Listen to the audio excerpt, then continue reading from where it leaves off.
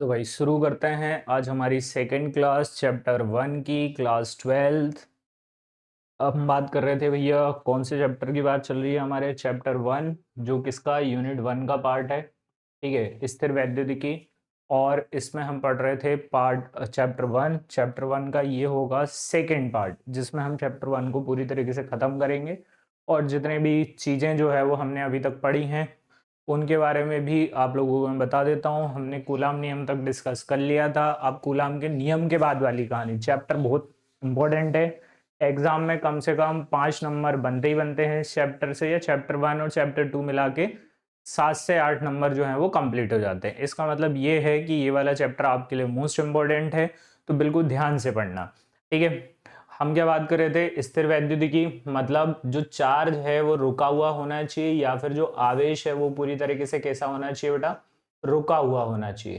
ठीक है, आवेश यदि रुका हुआ है तो उसके बारे में जब हम पढ़ते हैं तो उसे स्थिर वैद्युतिकी के अंदर पढ़ते हैं। उसी का चैप्टर 1 जो है विद्युत आवेश और क्षेत्र, जो अभी हम फिलहाल में पढ़ रहे हैं। ठीक है, विद्युत आवेश और क्षेत्र के बारे में हम बात करते हैं। तो कल हमने विद्युत आवेश के बारे में कहानी पढ़ ली थी, आज जो है वो हम उसके क्षेत्र के बारे में पढ़ते हैं। ठीक है भाई, चलते हैं। कुछ स्लाइडें हमने कल कंप्लीट करी थी, उसके जस्ट आगे की कहानी जो है वो आज हम चालू करते हैं। ठीक है भाई, चल देखते हैं। हमने बात कर ली थी कूलाम के नियम की सीमाओं की। आज हम पढ़ रहे हैं परावैद्युतांक के बारे में। सबसे पहले परावैद्युतांक होता क्या है, कई बार एग्जाम में पूछा भी जा सकता है, नहीं भी पूछा जा सकता है, तो हमें याद रखना जरूरी है। क्या कहलाता है पराविद्युतांक? तो हमने पढ़ा किसी माध्यम का पराविद्युतांक उस माध्यम की निरपेक्ष विद्युतशीलता ई और वायु या निर्वात की निरपेक्ष विद्युतशीलता ई नॉट का क्या होता है, अनुपात होता है। पहली बात तो यह है कि पराविद्युतांक है क्या है। सबसे पहले तो इसके बारे में बात करते हैं। तो पराविद्युतांक का मतलब है भैया कि कोई एक माध्यम, या फिर मान के चलो कि कैसे बताऊं मैं आपको, एक लिक्विड लिक्विड ले सकते हैं अपन, या कोई माध्यम ले सकते हैं। और वो जो माध्यम है वो वैसे तो इंसुलेटर है। इंसुलेटर का मतलब बोल सकते हैं कि जिसमें धारा प्रवाहित नहीं होती। ठीक है, वैसे तो वो कुचालक है। वैसे तो वो क्या है बेटा, कुचालक है। कुचालक है, पर वो कभी कभी किसका, विद्युतीय गुणों का प्रदर्शन करता है। किसका प्रदर्शन करेगा बेटा, विद्युतीय गुणों का प्रदर्शन करेगा। वैसे तो वो कुचालक है, पर कभी कभी किसका, विद्युतीय गुणों का प्रदर्शन करता है। ठीक है, ओ सो सॉरी, गलती। वैसे तो वो क्या है भैया, कुचालक है, पर वो कभी कभी किसका, विद्युतीय गुणों का क्या करता है बेटा, प्रदर्शन करता है। तो हमें ध्यान रखना है कि ऐसा पदार्थ जो है तो कुचालक, पर कभी कभी किसका, विद्युतीय गुणों का प्रदर्शन करता है, मतलब विद्युत क्षेत्र की तीव्रता के साथ वो क्या करेगा, और बोल सकते हो कि अट्रैक्ट, रिपल्सन, सब कुछ दिखाने की कोशिश करता है। नॉर्मल दिखेगा ऐसे, यदि इसको ऐसा रखा जाए कि उसमें से करंट फ्लो कर जाए तो करंट फ्लो नहीं करेगा, बट कभी कभी क्या है, उसमें विद्युत क्षेत्र जो है वो दिखाई देने लग जाते हैं, विद्युत क्षेत्र को प्रभाव करता है। ठीक है, पराविद्युतांक इंपॉर्टेंट है, क्योंकि जब हम आगे के कुछ क्वेश्चन करते हैं तो उसमें पराविद्युतांक कभी कभी यूज होता है। आईआईटी जेईई में भी बहुत सारे ऐसे क्वेश्चन हैं जिनमें पराविद्युतांक की मतलब जरूरत पड़ रही होती है। हम बात कर रहे हैं कि भैया किस किस का, विद्युतशीलता और किसकी, माध्यम की निरपेक्ष विद्युतशीलता ई और निर्वात या वायु की निरपेक्ष विद्युतशीलता के अनुपात को हम क्या कहते हैं, अब पराविद्युतांक कहते हैं। पराविद्युतांक को किससे रिप्रेजेंट कर रहे हैं हम बेटा, के से। वायु और निर्वात की विद्युतशीलता कितनी ले ली हमने, निरपेक्ष विद्युतशीलता, सॉरी, माध्यम की निरपेक्ष विद्युतशीलता कितनी ले ली, ए, और निर्वात की कितनी ले ली, ई नॉट। या ठीक है, या फिर इसको थोड़ा सा और सही से लिखें तो वो ज्यादा बेटर रहेगा। इसको ई नॉट ना बोल के हम एप्सिलॉन बोले। ठीक है, एप्सिलॉन अपॉन में क्या, एप्सिलॉन नॉट। तो के की एक वैल्यू निकल के आती है कितनी, epsilon upon epsilon not. Clear हो रही है बात? ठीक है, ये मोस्ट इंपोर्टेंट फॉर्मूला है जो हमें याद रखना है। अच्छा, ये जो है ये किसकी, माध्यम की निरपेक्ष विद्युतशीलता है, और ई नॉट जो है वो किसकी है, वायु या निर्वात की निरपेक्ष विद्युतशीलता है। तो यहां से हम क्या बोलते हैं, एप्सिलॉन का भी मान निकाल सकते हैं, जो किसके इक्वल होता है बेटा, एप्सिलॉन नॉट इंटू के। देखो एप्सिलॉन का मान निकाला, एप्सिलॉन का मल्टीप्लाई किसमें कर दिया हमने, के में, तो एप्सिलॉन का एक मान निकल के आएगा क्या, epsilon not, epsilon not into के। एप्सिलॉन की वैल्यू हमें बहुत अच्छे से पता होती है। एप्सिलॉन नॉट की मैंने पहले ही बता रखी है, कितनी होती है, 8.854 इंटू 10 टू द पावर क्या, -12 न्यूटन मीटर स्क्वायर पर कूलम स्क्वायर। ये कई बार पूछा जाता है कि जो एप्सिलॉन नॉट है वायु निर्वात की विद्युतशीलता है, उसका क्या बोलते हैं एसआई मात्रक क्या होता है। तो एसआई मात्रक क्या याद रखना है, न्यूटन मीटर स्क्वायर प्रति गुलाम स्क्वायर या पर गुलाम स्क्वायर, जैसे चाहे वैसे हम याद रख सकते हैं इसको। क्लियर है। चल हम बात कर रहे थे पराविद्युतांक की, क्या कहलाता है भैया, एक ऐसा माध्यम या पराविद्युत माध्यम जिसमें मतलब करंट फ्लो नहीं कराता है, विद्युत धारा प्रवाहित नहीं होती है, फिर भी वो विद्युतीय गुणों को प्रदर्शित करता है। और उसका यदि मान निकालना हो पराविद्युतांक का तो कैसे निकालते हैं, तो वायु माध्यम की विद्युतशीलता और वायु निर्वात की विद्युतशीलता के अनुपात को हम क्या बोलते हैं, पराविद्युतांक कहते हैं। इसी के आगे बढ़ते हुए हमें देखना है कि चार्ज जो है वो कैसे डिस्ट्रीब्यूट होता है। मतलब जैसे मान के चलो कि मैंने बहुत सारा आवेश जो है वो इस पेन को दे दिया, तो इस पेन के अंदर किस तरीके से माध्यम मतलब आवेश वितरित होगा, या फिर इस बोर्ड पे आवेश वितरित करना है तो किस तरीके से होगा। एक बॉक्स रखा हुआ है, बॉक्स में मैंने बहुत सारा विद्युत आवेश भर दिया, है ना। बॉक्स आप ऐसा मान के चलिए क्यूब है, या फिर आपके पास कोई ऐसी ठोस वस्तु है, ठीक है, जिसका कुछ आयतन है, तो उसमें जो है वो पराविद्युत जो आवेश है वो किस तरीके से वितरित होगा, उसके बारे में हम थोड़ी सी जानकारी लेते हैं। ठीक है, कभी कभार एग्जाम में पूछा भी जा सकता है और आगे भी हमारे काम आएगा। उसी के आगे एक स्लाइड मिलेगी आपको जिसमें हमने बात करी है सतत आवेश वितरण। आवेश का क्या है भैया, सतत आवेश वितरण, कंटिन्यूअस चार्ज डिस्ट्रीब्यूशन।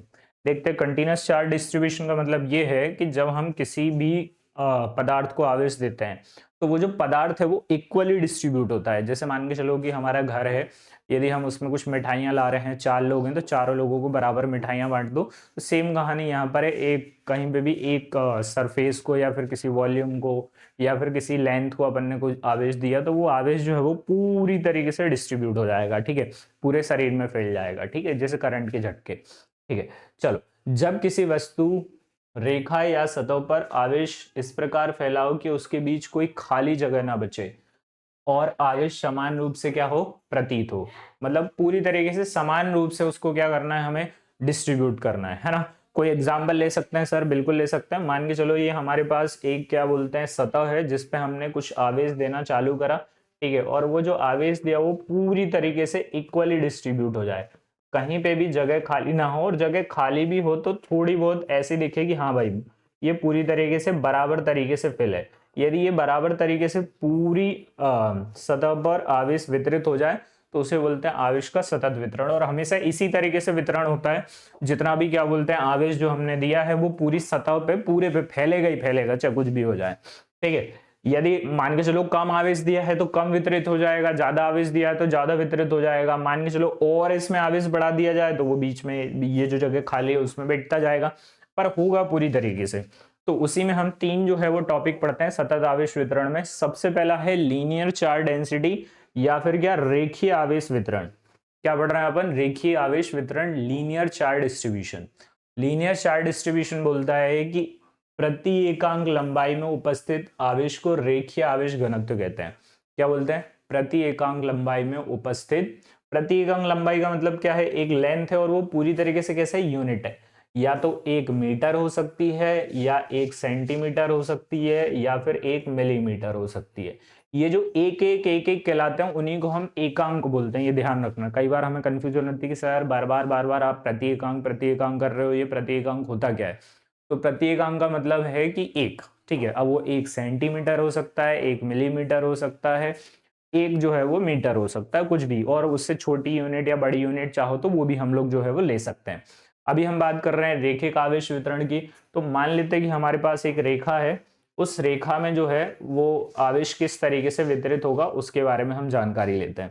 ठीक है, मान के चलो हमारे पास एक लाइन है, उसकी लेंथ अभी फिलहाल में कितनी है, L है, और इस पे कितना आवेश लगा दिया हमने, Q आवेश लगा दिया। तो Q आवेश जो है वो पूरी तरीके से इस लाइन पर सिस्टमेटिक तरीके से बराबर जो है वो वितरित हो जाएगा। और इसके एकांक लंबाई के आवेश को हम क्या बोलते हैं भैया, रैखिक आवेश वितरण या रैखिक आवेश घनत्व।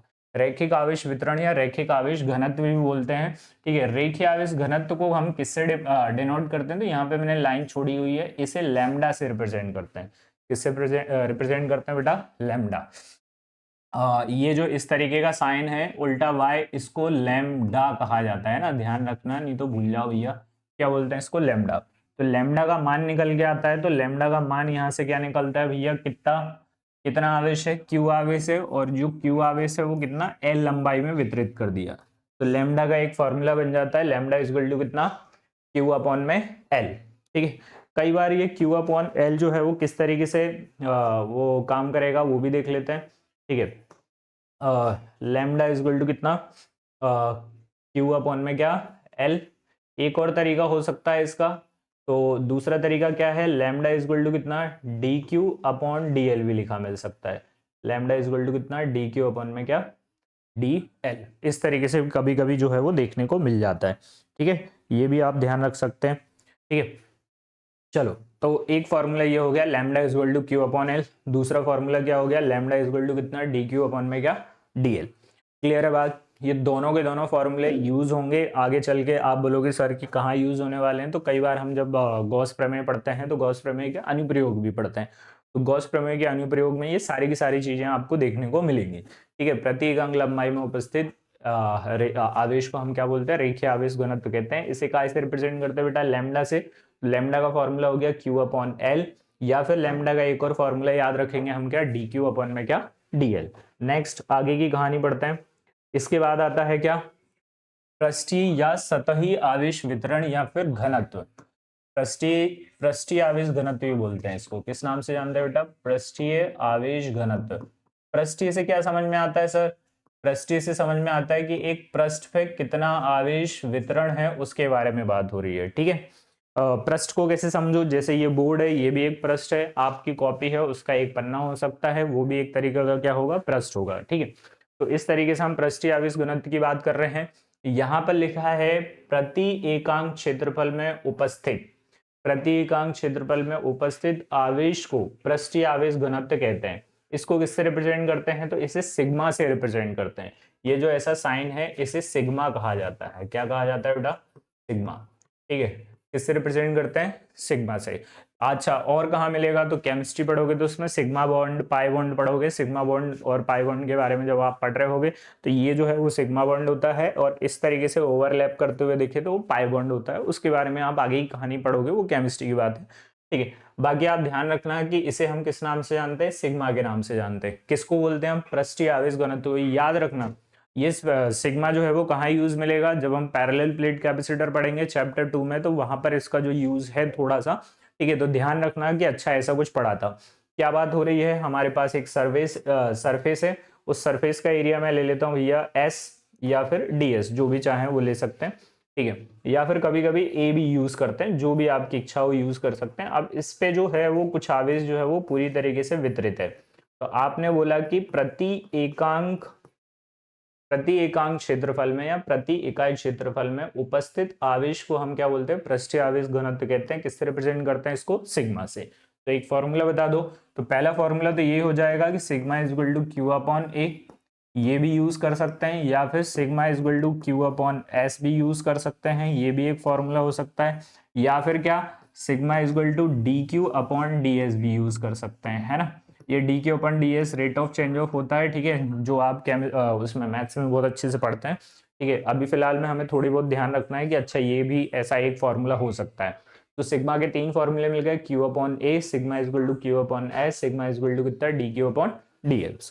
क्लियर है बात, आगे बढ़ते हैं। क्या बोलते हैं इसको, सतही आवेश वितरण या पृष्ठीय आवेश वितरण, या फिर पृष्ठीय आवेश घनत्व भी बोलते हैं। आगे की कहानी पढ़ते हैं। अब एक लास्ट और बचा हुआ है इसका टॉपिक, जिसको हम बोलते हैं आयतन आवेश वितरण। क्या बोलते हैं बेटा, आयतन आवेश वितरण। प्रति एकांक आयतन में उपस्थित आवेश को, प्रति एकांक आयतन में उपस्थित आवेश को हम क्या बोलते हैं, आयतन आवेश घनत्व, या फिर रो कहते हैं। क्या कहते हैं भैया, रो। ये इस तरीके से लिखाता है रो। पढ़ते कैसे हैं इसको, इसको पढ़ते हैं RHO, है ना। वैसे तो हम रो ही बोलते हैं इसको। ठीक है, बस ध्यान रख लेना कि ऐसा कुछ यदि लिखा मिले तो इसे किस नाम से जानते हैं, हम रो के नाम से जानते हैं। ठीक है, क्या बोल रहे हैं, प्रति एकांक आयतन। एक हमारे पास मान के चलो कि बॉक्स है, वो बॉक्स जो है वो पूरी तरीके से सॉलिड है। अब इस बॉक्स में मैं क्या भर दूं भैया, पूरी तरीके से आवेश भर दूं, चाहे वो प्लस हो चाहे माइनस हो। ठीक है, और ये पूरी तरीके से समान आवेश वितरण होना चाहिए। ठीक है, चाहे आवेश कहीं पर भी हो, पूरा सिस्टमेटिक तरीके से आवेश जो है वो इसमें भरा मिलना चाहिए, है ना। जब ऐसा कुछ कहानी मिल जाए तो उसे हम क्या बोलते हैं, आयतन आवेश घनत्व है। इसका कुछ ना कुछ वॉल्यूम होगा, इसमें कुछ ना कुछ क्या होगा, चार्ज होगा। ठीक है, अब बात ये हो रही है कि प्रति एकांक आयतन में जितना आवेश है उसको हम क्या बोलते हैं, आयतन आवेश घनत्व कहते हैं। सर इसका क्या फॉर्मूला बनेगा, तो इसका फॉर्मूला ले लेंगे हम रो। ठीक है, क्या ले लेंगे भैया, रो इज इक्वल टू कितना होना चाहिए सर, वहां से formula rho is equal to कितना होना चाहिए, क्यू अपॉन में क्या, वी। कई बार रो इज इक्वल टू कितना हो जाता है, D Q upon D V भी यूज करते हैं, तो घबराना नहीं है, दोनों फॉर्मूले हमें ध्यान रखने हैं। रो इज इक्वल टू कितना, D Q upon D V. ठीक है, ये ग्रीक वर्ड्स होते हैं, ये जो अपन अभी फिलहाल में बात कर रहे हैं ना, चाहे वो लैम्डा हो चाहे आपका सिग्मा हो। ठीक है, इसे किस नाम से जानते हैं हम, लैम्डा के नाम से जानते हैं। ठीक है, क्या बोलते हैं बेटा, लैम्डा। ठीक है, और उसके पहले हमने एक बात करी थी सिग्मा। ये सब ग्रीक वर्ड होते हैं, ये कभी ना कभी आपके यूज आएंगे ही आएंगे, इसलिए ध्यान रख लेना सबको सिस्टमेटिक तरीके से, तो वो आपको ध्यान रहेगी। अच्छा ठीक है, ध्यान रह जाएगी भैया, इस तरीके से जो है वो हम इनको पढ़ रहे होते हैं। तो रो का एक फॉर्मूला बन गया क्यू अपॉन वी, या फिर क्या, rho is equal to D Q upon D V. क्या बोलते हैं, प्रति एकांक आयतन में उपस्थित आवेश को हम क्या बोलते हैं, आयतन आवेश घनत्व कहते हैं। नॉर्मल सी डेफिनेशन आप याद रख सकते हो। चल इसी के आगे वाला टॉपिक पढ़ते हैं अब, जो है उसको हम बोल रहे हैं क्या, विद्युत क्षेत्र या फिर इलेक्ट्रिक फील्ड। मोस्ट इंपॉर्टेंट है, कई बार एग्जाम में पूछा गया है, इसके अक्षय और निरक्षीय पढ़ते हैं। तो पहले कहानी हम इलेक्ट्रिक फील्ड के बारे में पढ़ेंगे, जब इलेक्ट्रिक फील्ड खत्म होगा तो उसके बाद की फिर कहानी बात करेंगे। क्या लिखा है, किसी विद्युत आवेश या आवेशों के समूह के चारों ओर का वह क्षेत्र जिसमें कोई अन्य आवेशित कण आकर्षण या प्रतिकर्षण बल का अनुभव करता है, उसे हम क्या बोलते हैं, विद्युत क्षेत्र कहते हैं। इसको ऐसे समझो कि जैसे मान के चलो कि हम पुरानी कोई टीवी सीरियल देख लो, जो भगवान के कोई टीवी सीरियल आ रहे हो उनके बारे में बात कर रहा हूँ। जब भगवान के कोई टीवी सीरियल होते हैं ना, तो तुम देखोगे कि जब कोई भगवान आ रहे होते हैं या फिर दिखते हैं या फिर कहीं पे बैठे हुए हैं, तो भगवान के पीछे ऐसे बहुत तरीके की रोशनी निकल रही होती है। ऐसे देखा होगा कि बिल्कुल इधर से भी रोशनी आ रही है, इधर से भी, इधर से भी, इधर से भी। ठीक है, तो वो जो रोशनी है आप मान के चलो कि उसी को हम क्या बोल सकते हैं, उनकी फील्ड बोल सकते हैं। ठीक है, जितने बड़े भगवान उतनी बड़ी उनकी क्या, फील्ड। तो सेम टू सेम यहाँ पर भी कहानी अप्लाई कर सकते हैं अपन, कि जितना ज्यादा आवेश होगा उसका उतना अच्छा क्या होगा, विद्युत क्षेत्र होगा। ठीक है, तो मान के चल रहे हैं कि हमारा एक आवेश है जिसका नाम क्या है, क्यू। ठीक है, अब वो प्लस भी हो सकता है माइनस भी हो सकता है। वो बोल रहा है कि भाई मेरे आसपास क्या बनी हुई है, एक फील्ड बनी हुई है। यदि इस फील्ड में कोई भी व्यक्ति आया, इस क्षेत्र में कोई भी व्यक्ति आया, तो मैं, या फिर कोई भी आवेश आया, तो मैं उसके ऊपर लगाऊंगा क्या, अपना बल। किस तरीके का बल, या तो आकर्षण या फिर क्या, प्रतिकर्षण। वो आवेशों के ऊपर डिपेंड करता है कि क्या है, आकर्षण हो रहा है या प्रतिकर्षण हो रहा है। इसके क्षेत्र में कोई भी आ गया, ठीक है, तो वो उसके ऊपर क्या लगाने वाला है, बल लगाने वाला है। कोई भी आया, मान के चलो एक क्यू आवेश ही आया, तो वो उसके ऊपर क्या लगाएगा भैया, एक बल लगाएगा, जिसको हम किस नाम से जानते हैं, एफ के नाम से जानते हैं। ठीक है, तो ये ध्यान रखना है, किसी विद्युत आवेश या आवेशों के समूह के चारों ओर का वह क्षेत्र जिसमें जिसमें कोई अन्य आवेशित कण आकर्षण या प्रतिकर्षण बल का अनुभव करता है, उसे हम क्या बोलते हैं, विद्युत आवेश क्षेत्र या फिर विद्युत क्षेत्र कहते हैं। ठीक है, विद्युत आवेश। और अब हम यहां से क्या पढ़ने लग गए भैया, विद्युत आवेश और क्षेत्र के बारे में भी कहानी आ गई है। ठीक है, तो एक नया अध्याय बोल सकते हो, इसी का पाठ शुरू होता है, वैद्युत आवेश और क्षेत्र, जिसमें हमने अभी विद्युत क्षेत्र के बारे में बात करी कि कोई भी यदि आया, जैसे भगवान होते हैं, भगवान के आसपास के एक मतलब एक उनका एक ऑरा होता है, जिसके आसपास एक फील्ड होती है। उस फील्ड में यदि कोई व्यक्ति आया, ठीक है, तो वो उसके ऊपर क्या करते हैं,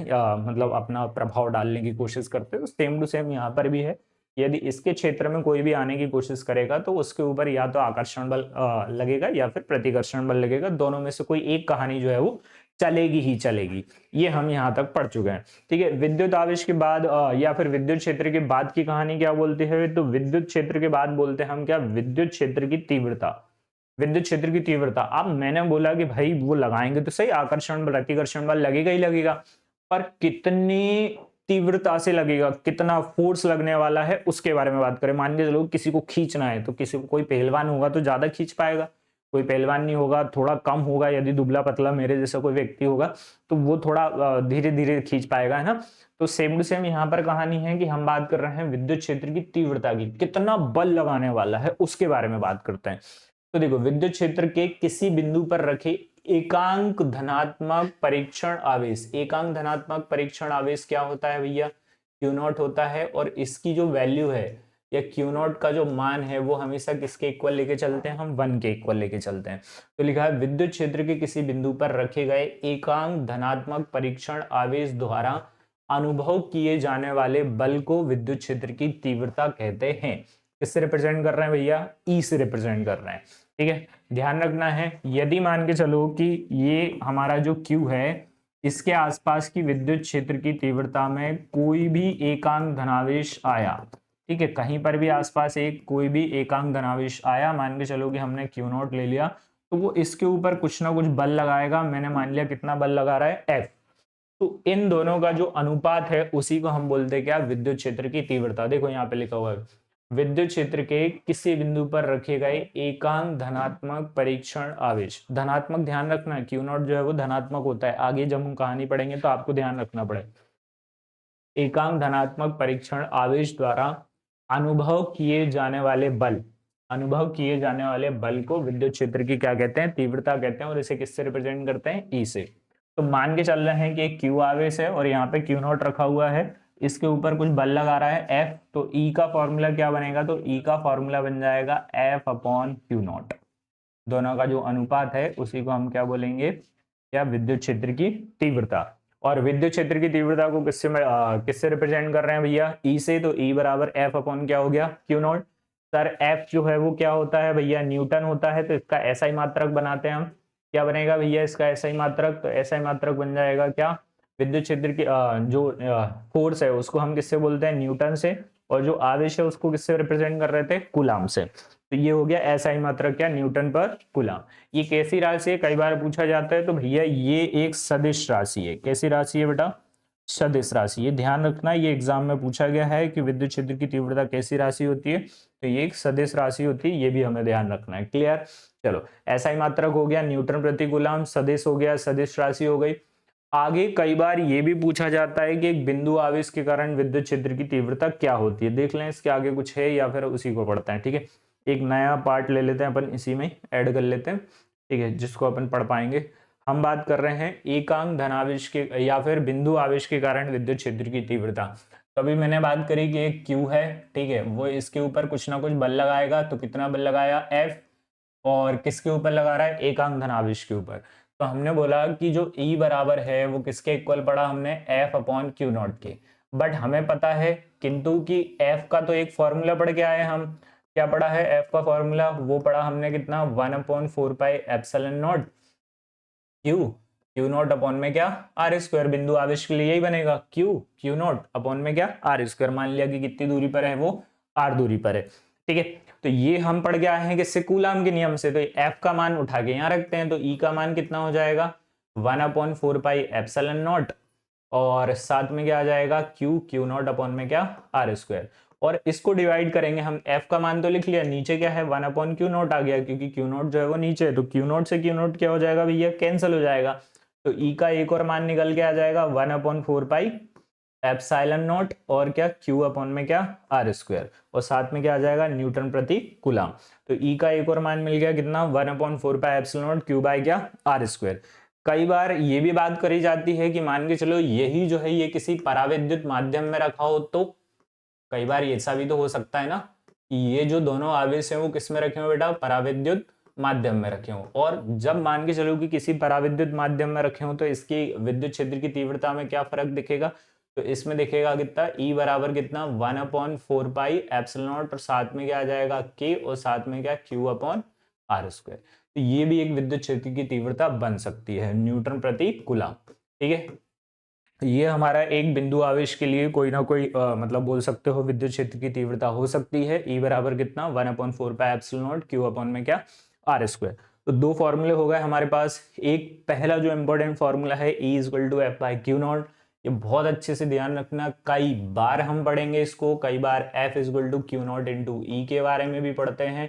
ठीक है, तो एक नोट भी लिख सकते हो आप चाहो तो, यहाँ से एक नोट बन सकता है ये वाला। ठीक है, क्या नोट बन सकता है सर?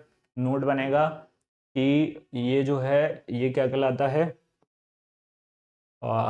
ये एक फॉर्मूला है, F बराबर कितना?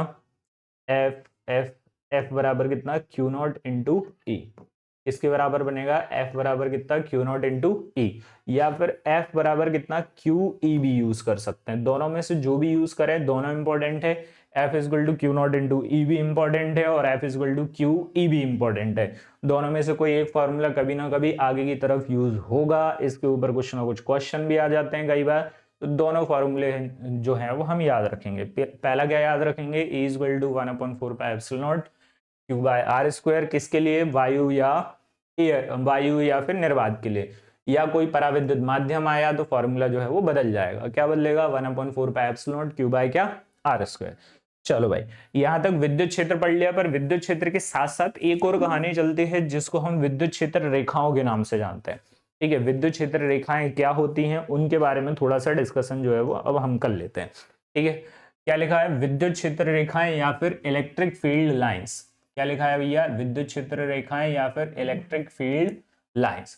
ठीक है, हम बात कर रहे हैं इलेक्ट्रिक फील्ड लाइंस क्या होती हैं, तो ये एक तरीके से काल्पनिक वक्र है या फिर इमेजिनरी है। पूरी तरीके से कैसा होता है, इमेजिनरी कर्व होता है। ठीक है, किसी विद्युत क्षेत्र में खींची गई, किसके अंदर भैया, विद्युत क्षेत्र के अंदर खींची गई काल्पनिक रेखा है जो किसी बिंदु पर एकांक धनावेश के चलने का मार्ग दर्शाती है कि भैया उसके ऊपर एकांक धनावेश जो है वो कैसे चल रहा है। इसको हम कैसे रिप्रेजेंट करते हैं, तो मान के चलो हमारे पास एक धनावेश है, तो धनावेश से इस तरीके से विद्युत क्षेत्र रेखाएं हम मानते हैं कि ऐसी जो है वो निकलती हुई प्रतीत होती हैं। ठीक है, पूरी तरीके से काल्पनिक है, इनका कोई वास्तविक में अस्तित्व नहीं दिखाई देता है, क्योंकि दिखती तो है नहीं, हमें दिखती नहीं है, तो हम इमेजिन करके चलते हैं कि जो विद्युत क्षेत्र रेखाएं वो इस तरीके से निकलती हुई दिखेंगी। अच्छा, किससे निकलती है, हमेशा आवेश जहां पर वितरित है उसकी सतह से इस तरीके से निकलती दिखती हैं। यदि धनावेश है तो उससे निकलती हुई दिखाई देती हैं, और यदि कोई ऋणावेश लिया है तो इसकी तरफ जो है वो आती हुई दिखेंगी। कहां से आती हुई दिखेंगी, अनंत से इसकी तरफ आती हुई दिखेंगी। ठीक है, तो इस तरीके से हमने ध्यान रख लिया कि भाई साहब जो विद्युत क्षेत्र रेखाएं एक काल्पनिक वक्र हैं जिस पर कोई एक बिंदु जिसके किसी बिंदु पर एकांक धनावेश जो है वो मार्ग दर्शाती या फिर एकांक धनावेश चलता है उसके ऊपर। ठीक है, एकांक धनावेश चल भी सकता है या फिर उसके ऊपर क्या हो सकता है, मार्ग को भी बता सकती है। ठीक, किसके बारे में बात कर रहे हैं, विद्युत क्षेत्र रेखाओं के बारे में। किसी विद्युत क्षेत्र में खींची गई वह काल्पनिक वक्र है जो किसी बिंदु पर एकांक धनावेश के चलने का मार्ग बताता है या फिर दर्शाता है। और भी एक दो डेफिनेशन हो सकती हैं, ये एक मुझे अच्छी सी लगी तो मैंने ये वाली ले ली, और भी आप चाहो तो इसमें यूज कर सकते हो, बहुत सारे डेफिनेशन बन सकती हैं अपने हिसाब से। मोस्ट इंपॉर्टेंट, कई बार एग्जाम में आया है, आईएमपी है क्वेश्चन, एग्जाम में पूछा गया है, इसका मतलब हम इसे ध्यान रखेंगे सर। ठीक है, क्या लिखा है, विद्युत क्षेत्र रेखाओं के प्रमुख गुण दिखाई दे रहे हैं क्या भैया, यदि दिखाई दे रहे हैं तो हम बात कर लेते हैं विद्युत क्षेत्र रेखाओं के प्रमुख गुण, है ना। विद्युत क्षेत्र रेखाओं के प्रमुख गुण के बारे में बात हो रही है, शायद ये पीडीएफ है। ठीक है, ठीक है भाई, चलो चलो चलो चलो, ठीक है, विद्युत क्षेत्र रेखाओं के प्रमुख गुण हैं ये। ठीक है, जिनके बारे में हम बात कर रहे हैं। ठीक है, थोड़ा सा और क्लियर कर लेते हैं ताकि आपको प्रॉपर तरीके से दिखाई दे जाए। ठीक है, दिख रहा है क्या आप प्रॉपर तरीके से, हाँ अब दिखाई दे रहा है, कोई बात नहीं, है ना। चल, इनको हटा लेते हैं। क्या क्या है इंपॉर्टेंट है क्वेश्चन आपके लिए। ठीक है, तो ये भी ध्यान रखना है। चलो, विद्युत क्षेत्र रेखाओं के गुण क्या कहते हैं, मोस्ट आईएमपी क्वेश्चन है ना, लगा लेना भैया, आईएमपी है, एग्जाम में पूछा गया है। इसका मतलब ये है कि हमें बहुत ध्यान से रखना है। देखो, विद्युत क्षेत्र रेखाएं हमेशा कहाँ धनावेश से प्रारंभ होती हैं और कहाँ पर खत्म होती हैं बेटा, ऋणावेश पे खत्म होती हैं। कहाँ से शुरू होती हैं, धनावेश से शुरू होती हैं, और किस पे खत्म होती है बेटा, ऋणावेश पे खत्म होती है। धनावेश किसको बोलते हैं, प्लस को बोलते हैं, ऋणावेश किसको बोलते हैं, माइनस को। ठीक है, धनावेश से प्रारंभ होगी और किस पे खत्म होंगी बेटा, ऋणावेश पर खत्म होंगी। किससे, धनावेश से प्रारंभ होकर किस पे खत्म होने वाली है, ऋणावेश पर खत्म होंगी। ठीक है, धनावेश से निकलेंगे, ऋणावेश पे खत्म होंगी। कब बात हो रही है, जब हमारे पास दो आवेश होते हैं, है ना, साथ में हो। ठीक है, एक धनावेश हो और एक क्या हो, ऋणावेश हो। ठीक है, फिर आता है कि जो क्षेत्र रेखा की किसी बिंदु पर खींची गई स्पर्श रेखा उस पर परिणामी विद्युत क्षेत्र की दिशा बताती है। ठीक है, किसकी दिशा बताती है, दूसरे वाले में क्षेत्र रेखा की किसी बिंदु पर खींची गई स्पर्श रेखा उस बिंदु पर परिणामी विद्युत क्षेत्र की दिशा बताती है। क्या है, मान के चलो कि हमारी एक विद्युत क्षेत्र रेखा है, प्लस से निकली और किसकी तरफ गई बेटा, माइनस की तरफ। प्लस से निकली और किसकी तरफ जा रही है, माइनस की तरफ। तो मैंने क्या करा कि जब प्लस से निकल रही थी तो इसके ऊपर एक सीधी डंडी लाइन खींच दी, और जो सीधी डंडी लाइन खींची यहाँ पे, यही जो है वो किसकी दिशा बता रही होगी, विद्युत क्षेत्र रेखा की दिशा को बता रही होगी। तो दो इंपॉर्टेंट हो गए। पहला क्या हो गया, धनावेश से प्रारंभ होती है और किस पे खत्म होती है, ऋणावेश पे। दूसरा क्या लिखा, क्षेत्र रेखा की किसी बिंदु पर खींची गई स्पर्श रेखा उस बिंदु पर परिणामी विद्युत क्षेत्र की तीव्रता बताती है, इस तरीके से जो मैंने बताया। तीसरा क्या है, आगे की तरफ हम इसके बारे में और डिटेल में पढ़ सकते हैं, बाकी अभी फिलहाल के लिए इतना ही ध्यान रखना है। फिर है, दो विद्युत क्षेत्र रेखा है कभी भी एक दूसरे को नहीं काटती। इंपॉर्टेंट है, एक बार एग्जाम में पूछ लिया गया था कि दो विद्युत क्षेत्र रेखाएं एक दूसरे को क्यों नहीं काटती, है ना। तो दो विद्युत क्षेत्र रेखाएं कभी भी नहीं काटेंगी। क्यों नहीं काटेंगी, यदि वो ऐसा करे तो कटार बिंदु पर दो स्पर्श रेखाएं खींची जा सकती हैं, क्योंकि जब भी ऐसा होगा तो दो बिंदु निकलेंगे और एक ही बिंदु पर कितनी, दो स्पर्श रेखाएं खींची जा सकेंगी।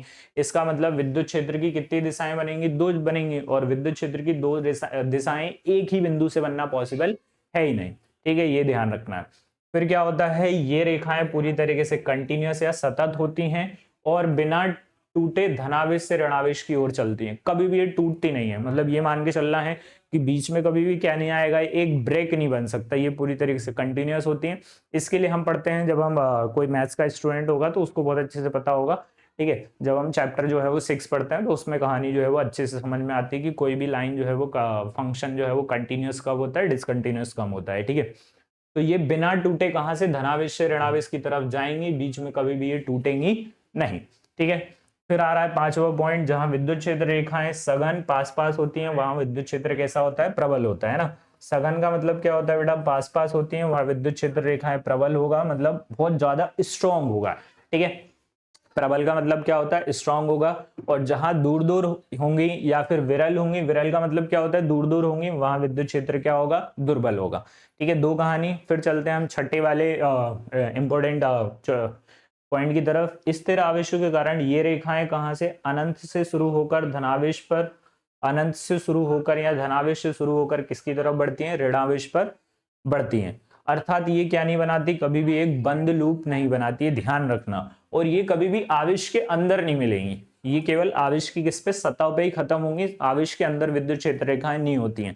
इसका एक क्वेश्चन पूछा गया था कि भैया एक हमारे पास एक गोला है, उस गोले के ऊपर बहुत सारा धनावेश है, अब बताइए कि इसके अंदर विद्युत क्षेत्र कितना होगा, ई कितना होगा। तो ये ध्यान रखना है कि इसके अंदर विद्युत क्षेत्र बिल्कुल नहीं मिलेगा, इसके अंदर विद्युत क्षेत्र पूरी तरीके से क्या होगा बेटा, 0 होगा। क्लियर हो रही है बात, ध्यान रख पाएंगे हम। ठीक है, तो यहां से हमारे पास विद्युत क्षेत्र की तीव्रता, विद्युत क्षेत्र रेखाओं के बारे में हमने पढ़ा। इंपॉर्टेंट है, इसमें से कम नहीं करते करते आपको 4 तो याद रखने हैं। पहला क्या हो गया, धनावेश से प्रारंभ होकर ऋणावेश पे समाप्त होती है। फिर क्या लिखा, बिंदु रेखा, क्षेत्र रेखा के किसी बिंदु पर खींची गई स्पर्श रेखा उस पर क्या परिणामी विद्युत क्षेत्र की तीव्रता को बताती है। दो विद्युत क्षेत्र रेखाएं एक दूसरे को क्या नहीं करते बेटा, कभी नहीं काटती। यदि वे ऐसा करे तो कटार बिंदु पर दो स्पर्श रेखाएं खींची जा सकेंगी जो बिंदु पर विद्युत क्षेत्र की दो दिशाएं प्रदर्शित करेंगे, जो असंभव है। ठीक है, ये पूरी तरीके से सतत होती हैं, कभी भी बीच में टूटती नहीं है। फिर लिखा हमने पांचवा पॉइंट, जहां विद्युत क्षेत्र रेखाएं सघन पास पास होती हैं विद्युत क्षेत्र प्रबल होता है, और जहां दूर दूर होती हैं वहां क्या होता है, दुर्बल होता है। स्थिर आवेशों के कारण ये रेखाएं अनंत से शुरू होकर या धनावेश से शुरू होकर कहाँ खत्म होती है, ऋणावेश पे खत्म होती है। ठीक है, ये कभी भी एक पूरी तरीके से क्या बंद लूप नहीं बनाती, ये हमेशा खुला रहेगा। ठीक है, तो ये इंपॉर्टेंट हमारे 6 पॉइंट हो गए। इसके बाद की कहानी हम जो है वो पढ़ते हैं। इसके बाद की कहानी क्या बोलती है सर, कि भैया एक वैद्युत द्विध्रुव के बारे में पढ़ते हैं। वैद्युत द्विध्रुव क्या होता है उसके बारे में जानेंगे, फिर अक्षीय स्थिति, निरक्षीय स्थिति के बारे में बात करेंगे, जो इंपॉर्टेंट टॉपिक है इस चैप्टर के। कहीं ना कहीं 4 मार्क्स का क्वेश्चन कई बार बना है, कई बार एग्जाम में पूछा गया है। ठीक है, उसके पहले एक छोटा सा क्वेश्चन है जो अभी मैंने बताया था कि भाई एक बार क्वेश्चन बन गया था। क्वेश्चन क्या बना था कि दो विद्युत क्षेत्र रेखाएं एक दूसरे को कभी नहीं काटती और क्यों नहीं काटती, उसके बारे में बात करते हैं। ठीक है, तो दो विद्युत क्षेत्र रेखाएं कभी एक दूसरे को नहीं काटती, क्योंकि यदि वो ऐसा करेंगी तो कटान बिंदु पर विद्युत क्षेत्र की दिशा बनेगी। कटान बिंदु पर विद्युत क्षेत्र की दिशा नहीं बनेगी, दिशाएं बनेंगी। और जब ऐसा होगा कि एक रेखा इधर से जा रही है, एक रेखा इधर से जा रही है, तो अब यहां पर देखो बहुत सारी दिशाएं बन गई। और जब बहुत सारी दिशाएं बनेंगी एक कटान बिंदु पर, तो वो ऐसा भौतिक रूप से होना पॉसिबल नहीं है, मतलब असंभव है। क्योंकि यहाँ पर फिर दो परिणाम आएंगे, एक परिणाम इधर से ऐसा जा रहा होगा और एक ऐसा जा रहा होगा, और दो परिमाण किसी भी जगह के निकलना पॉसिबल नहीं है। इसका मतलब दो विद्युत क्षेत्र रेखाएं एक दूसरे को कभी नहीं काटेंगी, ये हमें ध्यान रखना है। क्लियर है? एक छोटा सा ही लिख के आना है, मान के चलो कि 2 मार्क्स में कभी पूछा भी गया तो आप इससे ज्यादा जो है वो नहीं लिखने वाले। क्लियर है? चलो आगे की तरफ बढ़ते हैं। अब लिखा है वैद्युत द्विध्रुव या फिर इलेक्ट्रिक डायपोल। एग्जाम में पूछा गया था कि भैया इलेक्ट्रिक डायपोल किसको कहते हैं, वैद्युत द्विध्रुव किसको कहते हैं। तो एक ऐसा निकाय या सिस्टम, निकाय को हम क्या बोलते हैं बेटा, सिस्टम बोलते हैं। कोई से भी मतलब दो वस्तुएं ले सकते हो या फिर सिस्टम। कैसा सिस्टम हो सकता है, एक हमारा स्टूडियो है तो वो भी एक सिस्टम है, आपका एक स्कूल है वो भी एक निकाय है या फिर सिस्टम है, ये पृथ्वी भी पूरी एक क्या है, निकाय है। इसको आप सिस्टम को, और फिजिक्स जब 11th की फिजिक्स पढ़ते तो वहां पर भी कई बार आप निकाय की बात करते थे। ठीक है, एक ऐसा निकाय या सिस्टम जिसमें दो समान परिमाण के विपरीत आवेश, परिमाण को क्या बोलते हैं, मैग्नीट्यूड बोलते हैं, दो समान परिमाण के विपरीत आवेश, एक प्लस क्यू और एक क्या माइनस क्यू, एक दूसरे से किस पे रखे हो, अल्प दूरी पर स्थित हो। तो इस तरीके का जो सिस्टम बनता है या निकाय बनता है, उस निकाय को हम किस नाम से जानते हैं, वैद्युत द्विध्रुव या फिर इलेक्ट्रिक डायपोल के नाम से जानते हैं। सर कुछ बता दो इसके बारे में। तो मान के चलते हैं कि हमारे पास एक प्लस क्यू आवेश है और एक क्या है, माइनस क्यू आवेश है। प्लस क्यू सॉरी, एक प्लस क्यू ले लेते हैं और एक क्या ले लेते हैं, माइनस क्यू ले लेते हैं। ठीक है, एक प्लस क्यू और माइनस क्यू आवेश एक दूसरे से 2l दूरी पर स्थित है। कितनी दूरी पर स्थित है, यहाँ पर प्लस क्यू रख दिया और यहाँ पे क्या रख दिया, माइनस क्यू। एक दूसरे से कितनी दूरी पर स्थित है, 2l दूरी पर स्थित है। ठीक है, यही बोला था, एक प्लस लेना है और एक क्या लेना है, माइनस लेना है, पर दोनों जो है वो समान परिमाण के होना चाहिए। तो हमने समान परिमाण के भी लिए, यहाँ से देखो, एक को प्लस क्यू लिया और एक को क्या लिया, माइनस क्यू, और दोनों जो है वो समान, बहुत छोटी दूरी पर रखें। छोटी दूरी को ऐसे समझो कि कई किलोमीटर पे नहीं रखना, जितनी हो सके उतनी अल्प दूरी हम रख पा रहे हो। हमने पढ़ा था जब हम पढ़ रहे थे कि दो आवेश कितनी दूरी पर रखे जा सकते हैं, दो आवेश जो है वो 10⁻⁻15 मीटर से थोड़ी सी अधिक दूरी पर रख सकते हैं, उससे कम दूरी पर नहीं रख सकते। तो सेम कहानी यहाँ पर है कि दो आवेश हैं, एक का नाम प्लस क्यू है और एक का नाम क्या है, माइनस क्यू, और दोनों को जो है वो कितनी दूरी पर रखा है, हमने 2l दूरी पर रखा है। 2l क्यों लेते हैं, ताकि हमारी कैलकुलेशन आसान हो जाए। l भी ले सकते थे, बट l ना लेने का जो रीजन है वो यही है कि हम 2l लेंगे तो हमारी कैलकुलेशन आसान होगी। आगे की तरफ जब हम पढ़ेंगे तो उसके बारे में आपको समझ में आएगा। क्या बात कर रहे हैं अभी फिलहाल में हम, वैद्युत द्विध्रुव क्या होता है, तो एक ऐसा निकाय जिसमें दो समान परिमाण के विपरीत आवेश रखे हों और दोनों किस पर रखे हों, अल्प दूरी पर रखे हों। तो ऐसा जो सिस्टम बनता है उस सिस्टम को हम किसके नाम से जानते हैं, वैद्युत द्विध्रुव के नाम से जानते हैं। इसका मोस्ट इंपोर्टेंट यूज है, आगे जब हम पढ़ेंगे तो दो टॉपिक पढ़ने में इसका बहुत ज्यादा क्या होता है, इस्तेमाल होता है। तो इसको बहुत अच्छे तरीके से पढ़ते हुए दिखाई देंगे हम लोग, है ना। चलो भाई बात करते हैं वैद्युत द्विध्रुव के बाद, वैद्युत द्विध्रुव आघूर्ण क्या होता है।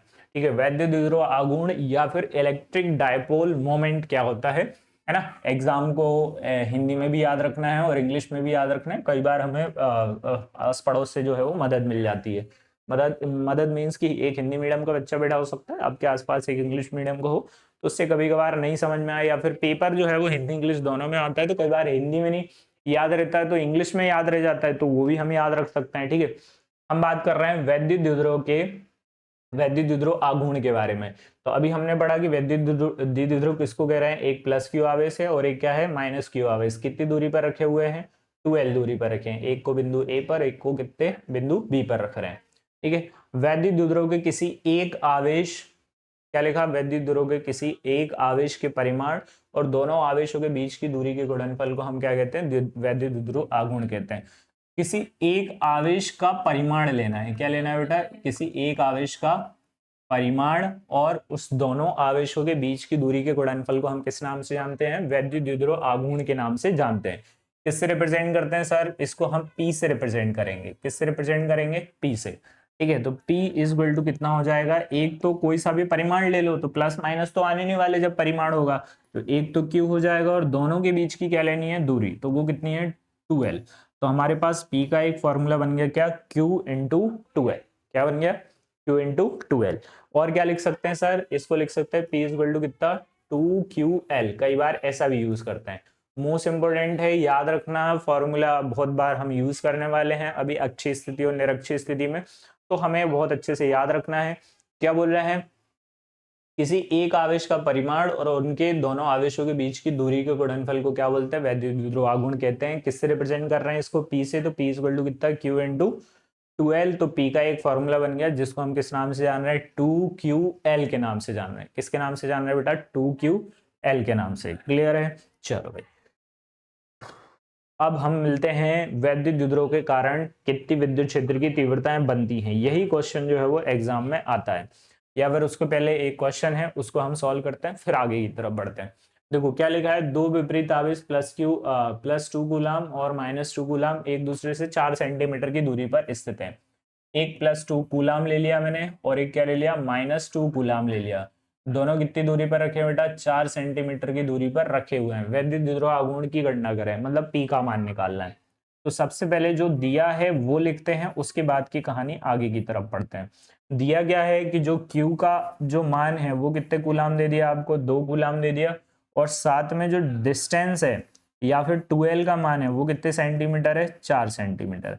अब मैंने आपको शुरुआत में या फिर पहली जो क्लास हुई थी उसमें ही मैंने आपको बता दिया था कि भैया जितनी भी यूनिट है वो काय में यूज करेंगे हम? सेंटीमीटर, सॉरी, एसआई यूनिट में यूज करेंगे। विदाउट एसआई यूनिट के हम कोई सा भी क्वेश्चन मतलब जो चीजें हैं वो सॉल्व नहीं करेंगे। ठीक है, तो Q बराबर कितना है? 2 कूलाम।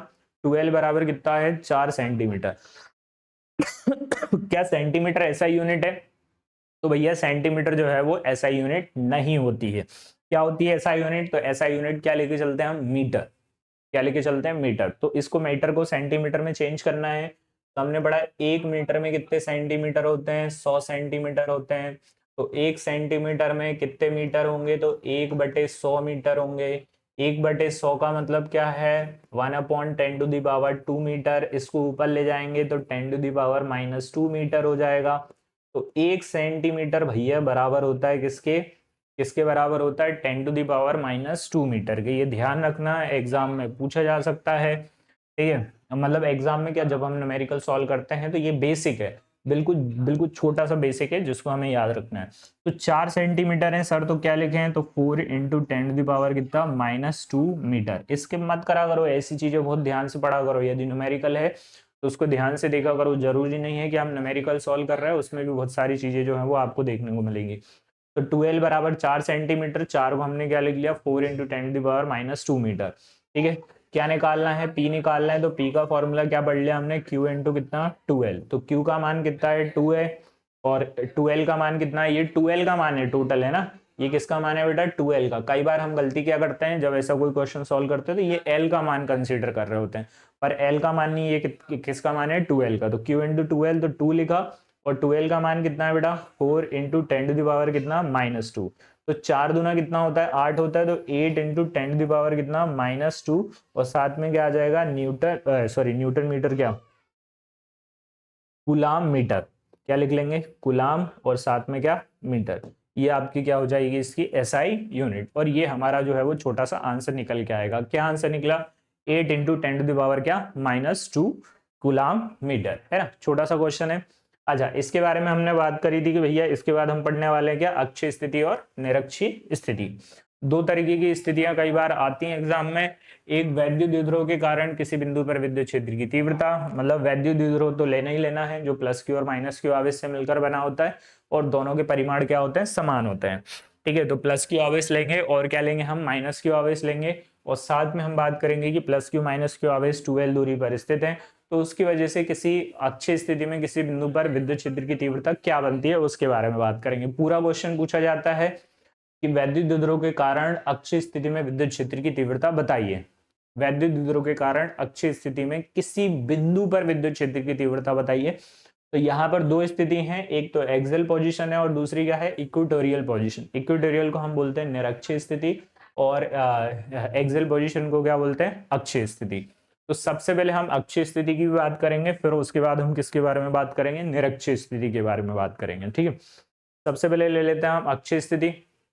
ठीक है, अक्षीय स्थिति के बारे में हम थोड़ी सी कहानी पढ़ लेते हैं कि क्या है। तो इसके लिए एक डायग्राम है, मोस्ट इंपोर्टेंट है। ये डायग्राम जरूर बनाते आना चाहिए। यदि ये डायग्राम बनाते नहीं आ रहा है तुमको, मतलब कहानी जो है वो थोड़ी सी गलत जा रही है आपकी, है ना।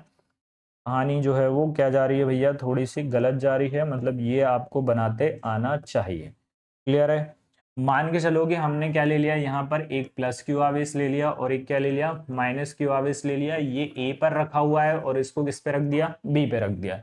इसका एक केंद्र बिंदु होगा जिसको हम ओ बोलेंगे। यहां से आर दूरी पर इसी बिंदु की अक्षीय स्थिति में आगे की तरफ एक बिंदु लेंगे जिसका नाम क्या होगा, पी। इस बिंदु पी पर विद्युत क्षेत्र की तीव्रता निकालनी है। यहां से यहां तक की वैल्यू कितनी लेनी है आपको, आर। पर ध्यान रखना है यहां से यहां तक एल होता है और यहां से यहां तक भी कितना होता है, एल। हम कहां से कहां तक की वैल्यू ले रहे हैं, इसके मध्य बिंदु से। किससे ले रहे हैं बेटा, मध्य बिंदु ओ से आर दूरी पर एक बिंदु पी है जिस पर हमें विद्युत क्षेत्र की तीव्रता निकालनी है। किसकी वजह से निकालनी है, इस द्विध्रुव की वजह से। ये प्लस क्यू है और एक क्या है, माइनस क्यू। अब ध्यान रखना है कि मान के चलते हैं कि ये बिंदु पी है, इस पर एकांक धनावेश रखा है। एकांक धनावेश को हम किस नाम से जानते हैं, तो हम जानते हैं बेटा एकांक धनावेश को किसके, क्यू नॉट के नाम से। तो मान के चल रहे हैं कि बिंदु पी पर क्या रखा हुआ है, एक एकांक धनावेश रखा हुआ है, ठीक है, जिस पर हमें क्या निकालनी है, विद्युत क्षेत्र की तीव्रता जो है वो ज्ञात करनी है। ठीक है, चलते हैं। एक देखो दो चीजें हैं, एक तो प्लस क्यू इसके ऊपर विद्युत क्षेत्र लगाएगा और एक क्या लगाएगा, माइनस क्यू। प्लस क्यू लगाएगा, बोलेगा कि भैया तुम खसको दूर की तरफ। प्लस क्यू क्या बोलेगा कि भैया तुम जाओ दूर की तरफ, तो हम उसको E1 के नाम से जानेंगे। माइनस क्यू बोलेगा कि भैया तुम इस साइड आ जाओ, मेरी तरफ आ जाओ, तो इसको हम किस नाम से जानेंगे, E2 के नाम से। प्लस क्यू के कारण विद्युत क्षेत्र की तीव्रता E1 लेंगे और माइनस क्यू के कारण क्या लेंगे हम, E2। प्लस क्यू इसको दूर भगाने की कोशिश करेगा और माइनस क्यू क्या करेगा, इसको अपनी तरफ खींचने की कोशिश करेगा। तो दो विद्युत क्षेत्र बनेंगे इसके ऊपर, एक तो E1 और दूसरा क्या बनेगा, E2 बनेगा। चलते हैं आगे की तरफ। लिखने की कहानी जरूर ध्यान रखना कि क्या लिखना होता है, उसके बारे में हम बात करते हैं। तो देखो जो हमने लिखा है, मतलब जो बनाया है उसी के बारे में लिखते हैं। क्या लिखना है, सबसे पहले इसको जब अपन व्यंजक सॉल्व करना स्टार्ट करें तो व्यंजक सॉल्व करते समय ये वाली कहानी जरूर लिखें। क्या लिखना है, तो हम लिख रहे हैं माना ए बी एक क्या है बेटा, वैद्युत द्विध्रुव है। ए बी एक क्या है, वैद्युत द्विध्रुव है, जो किससे मिलकर बना है, जो प्लस क्यू और माइनस क्यू आवेश से मिलकर बना है। प्लस क्यू और माइनस क्यू आवेश आवेश से मिलकर बना है। प्लस क्यू और माइनस क्यू आवेश से मिलकर बना है, जिनके बीच की दूरी कितनी है, जिनके बीच की दूरी 12 है। प्लस क्यू और माइनस क्यू आवेश से मिलकर बना है, जिनके बीच की दूरी कितनी लेके चलेंगे हम, 12 है। आगे इसके मध्य बिंदु से, जो लिखा है वो पूरा लिखना है। इसके मध्य बिंदु ओ से, मध्य बिंदु ओ से कितनी दूरी पर, आर दूरी पर। आर दूरी पर कौन सी स्थिति में, अक्षीय स्थिति में। आर दूरी पर अक्षीय स्थिति में एक बिंदु P है। एक बिंदु क्या है बेटा, P है, जिस पर विद्युत क्षेत्र की जिस पर विद्युत क्षेत्र की तीव्रता ज्ञात करनी है। इसकी तीव्रता ज्ञात करनी है, विद्युत क्षेत्र की तीव्रता ज्ञात करनी है। ये पूरा ऐसा का ऐसा लिखना पड़ेगा आपको, है ना, ये ध्यान रखना। जिस पर क्या करनी है बेटा, विद्युत क्षेत्र की तीव्रता ज्ञात करनी है। जो जो हमने पढ़ा है वो यहाँ पे लिख दिया और आपको लिखना ही पड़ेगा। यदि लिखोगे नहीं तो मार्क्स भी नहीं मिलेंगे बेटा जी, है ना। क्या माना, माना ए बी क्या है भैया, वैद्युत द्विध्रुव है, जिस पर हमें क्या निकालनी है, वैद्युत क्षेत्र की तीव्रता जो है वो निकालनी है। ठीक है, ए बी क्या है, वैद्युत द्विध्रुव है, जिस पर विद्युत क्षेत्र की तीव्रता जो है वो हमें निकालनी है। ठीक है, उसकी अपन ने थोड़ी सी कहानी जो है वो यहाँ पर जो है वो पढ़ ली है। ठीक है, क्या मान लिया कि माना ए बी क्या है, एक वैद्युत द्विध्रुव है जो प्लस क्यू और माइनस क्यू आवेश से मिलकर बना है, जिनके बीच की दूरी कितनी है, 12 है। और इसके मध्य बिंदु O से R दूरी पर, अक्ष कितनी दूरी पर, मध्य बिंदु O से R दूरी पर एक R दूरी पर अक्षीय स्थिति में एक बिंदु P है जिस पर विद्युत क्षेत्र की तीव्रता निकालनी है। मैंने बोला कि इस पे दो विद्युत क्षेत्र की तीव्रताएं काम करेंगी, एक तो E1 काम करेगा और एक क्या काम करेगा, E2। तो सबसे पहले हम E1 के बारे में बात करेंगे, फिर E2 के बारे में बात करेंगे, है ना। तो पहले हम किसकी विद्युत क्षेत्र की, प्लस Q आवेश के कारण बिंदु B पर विद्युत क्षेत्र की तीव्रता लिखते हैं। किस कारण से लिख रहा है बेटा, प्लस Q आवेश के कारण। ये पूरा पूरा ऐसे ही लिखना है आपको भैया, है ना। प्लस Q आवेश के कारण बिंदु P पर विद्युत क्षेत्र की तीव्रता, बिंदु P पर क्या, विद्युत क्षेत्र की तीव्रता। तो सबसे पहले हमने ले लिया किसका आवेश, प्लस Q आवेश के कारण बिंदु P पर विद्युत क्षेत्र की तीव्रता, वो क्या बनेगी, E1 equal to 1/4 pi epsilon naught, और क्या पढ़ा हमने, Q अपॉन AP का स्क्वायर। ये क्यों लिख रहे हैं, क्योंकि हम फॉर्मूला पढ़ के आए थे कितना, 1/4 pi epsilon naught Q by क्या, R स्क्वायर। हम बात कर रहे हैं यहाँ पर क्या, A से कहाँ तक जाना है हमें, P तक, क्योंकि प्लस Q आवेश A पे रखा हुआ है और बिंदु P तक की दूरी बतानी है, तो A से कहाँ तक, P तक। तो AP का मान क्या निकलेगा, तो AP का मान देखो, यहाँ से यहाँ तक R है बट यहाँ से यहाँ तक L है। यदि मैं R में से L माइनस करूं तो AP का मान आ जाएगा, ठीक है। AP का मान क्या बना भैया हमारा, तो AP का मान बना क्या, AP का मान बना भैया E1 बराबर कितना, 1/4 पाई एप्सिलॉन नॉट और साथ में Q, और AP का मान आ गया कितना, R माइनस L का क्या, होल स्क्वायर। अब बात ये हो रही कि AP की दिशा किसकी तरफ है, या फिर विद्युत क्षेत्र की दिशा किसकी तरफ है, तो इसकी दिशा है AP की दिशा में। किसकी दिशा में, AP की दिशा में, जिसको हमने E1 नाम दिया था, ये मैंने बनाया था, है ना। इसकी दिशा है भैया E1 की। E1 का मान आ चुका है हमारा, कितना आया, 1/4 pi epsilon naught Q upon में क्या, R माइनस L का whole square. Same to same ये प्लस Q के कारण आया है, सेम टू सेम किसके कारण आएगा बेटा, माइनस Q के कारण। तो माइनस Q आवेश के कारण विद्युत क्षेत्र की तीव्रता, माइनस Q आवेश के कारण बिंदु P पर विद्युत क्षेत्र की तीव्रता क्या बनेगी, वो देख लेते हैं। बिंदु P पर विद्युत क्षेत्र की तीव्रता क्या बनने वाली है, ठीक है। तो अब हम बात कर रहे हैं कि भैया माइनस Q आवेश जो है वो यहाँ पर रखा हुआ है, तो माइनस Q आवेश से कहां तक जाना है, बिंदु P पर। तो माइनस Q बिंदु P को अपनी तरफ क्या करेगा, खींचेगा। मैंने आपको बताया क्यों खींचने वाला है, क्योंकि माइनस Q आवेश मतलब बिंदु P पर रखा है हमने क्या, Q नॉट चार्ज, और Q नॉट चार्ज कैसा होता है, पूरी तरीके से पॉजिटिव होता है। और कोई चीज यदि पॉजिटिव है तो उसको अपनी तरफ क्या करेगा, वो खींचेगा। कौन खींचेगा, माइनस खींचेगा। तो ये माइनस Q इसको अपनी तरफ खींचने वाला है। तो E2 की दिशा जो है वो P से किसकी तरफ जाएगी, B की तरफ। P से किसकी तरफ जाने वाली है, B की तरफ। तो इसकी दिशा क्या बनेगी उसको देख लेते हैं, या फिर इसका जो आंसर है वो क्या बनने वाला है। तो ये लिखा मैंने E2, और E2 का मान क्या निकलेगा बेटा, और किसका मान लिखने वाले अपन, E2 का मान लिखने वाले हैं। E2 का मान क्या बनेगा, तो E2 का मान बनेगा 1/4 पाई एप्सिलॉन नॉट, और Q अपॉन में AP की जगह क्या लिख लेंगे बेटा, PB का होल स्क्वायर, क्योंकि अब P से कहां तक जाना है, हमें B तक जाना है। इसकी दिशा क्या बनेगी, तो इसकी दिशा बनेगी किसकी दिशा, PB की दिशा में, उल्टा हो जाएगा ये, है ना। PB की दिशा में इसका मान क्या निकलेगा वो और देख लेते हैं। इसका मान क्या निकलेगा, P से कहां तक जा रहे हैं हम बेटा, B तक जा रहे हैं, है ना। ये कहां तक जाना है, हमें B तक जाना है। तो P से लेके B तक जाने में हमें एक तो R मिलेगा और इतना क्या मिल जाएगा, L मिल जाएगा। क्या क्या मिलने वाला है, R और L। देखो यहां से यहां तक क्या है, R है, और यहां से यहां तक क्या है, L है। तो मुझे P से B तक पहुंचना है, तो R भी ले लो और उसमें क्या ले लो, L भी ले लो। तो दोनों को अपन लिखेंगे जब, तो E2 का जो मान है वो क्या निकल के आ जाएगा आपके पास, तो E2 का मान निकलेगा भैया, E2 बराबर कितना, 1/4 पाई एप्सिलॉन नॉट, और क्या, Q अपॉन में क्या, R प्लस L का क्या, होल स्क्वायर। तो और इसको ले लेंगे हम क्या, समीकरण नंबर 2। क्या ले लेंगे, समीकरण नंबर 2, ठीक है। अब हमने बताया था कि विद्युत क्षेत्र जो है वो कैसी राशि है, सदिश राशि है। तो यहां पर लिखना है विद्युत क्षेत्र की तीव्रता जो है, विद्युत क्षेत्र की तीव्रता एक सदिश राशि, विद्युत क्षेत्र की तीव्रता क्या है बेटा, एक सदिश राशि। विद्युत क्षेत्र की तीव्रता एक क्या है बेटा, सदिश राशि है, सदिश राशि है। अतः बिंदु P पर परिणामी विद्युत क्षेत्र की तीव्रता, अतः बिंदु P पर क्या, परिणामी विद्युत क्षेत्र की तीव्रता, ये पूरा पूरा लिखना है आपको, है ना। जितना लिखोगे उतने आपको मार्क्स मिलेंगे, है ना। इसको डिटेल में पढ़ाने का रीजन यही है, ठीक है, क्योंकि एग्जाम में पूछा गया है।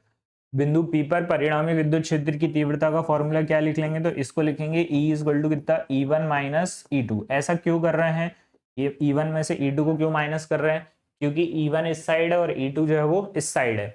फिर सर आपने E2 को E1 में से माइनस क्यों नहीं किया, E1 में से E2 को ही क्यों माइनस कर रहे हैं, क्योंकि हम देखेंगे कि जो प्लस क्यू है उस वो E1 का मान है, और सॉरी E1 का मान किसका है, प्लस क्यू के कारण, E2 का मान किसके कारण है, माइनस क्यू। जो पास में है वो ज्यादा विद्युत क्षेत्र की तीव्रता लगाएगा, जो दूर है वो थोड़ी सी क्या लगाएगा, कम लगाएगा। तो E1 का मान ज्यादा होगा और E2 का मान क्या होगा, कम होगा। तो E1 में से हम क्या माइनस कर रहे हैं बेटा, E2 माइनस कर रहे हैं। E1 में से क्या माइनस कर रहे हैं हम यहाँ पे, E2 माइनस करेंगे, ठीक है। तो E1 में से E2 माइनस करते हैं, तो E1 का मान ये रहा, E2 का मान ये रहा। देखो मैं रखने की कोशिश करता हूँ यहाँ पे, अच्छा ये निरक्षीय स्थिति आ गया यहाँ पे। अपन एक एक्स्ट्रा स्लाइड ले लेते हैं यहाँ से। E1 में से क्या माइनस करना है मुझे, E2 माइनस करना है। E1 में से E2 देखते हैं। E बराबर कितना लिखा मैंने, E1 माइनस क्या, E2। E1 का मान कितना था हमारा, 1/4 pi epsilon naught Q upon में क्या, R माइनस एल का होल स्क्वायर। और माइनस क्या करेंगे, 1/4 pi epsilon naught Q upon में क्या, R प्लस एल का होल स्क्वायर। यही कहानी थी, ठीक है। अपन वहां लिख रहे थे तो बहुत अच्छे से आपको समझ में आया होगा, ठीक है। क्या क्या कॉमन है, तो Q/4 pi epsilon not common है, तो इसको कॉमन लिख लेते हैं। क्या कॉमन है, Q/4 pi epsilon not.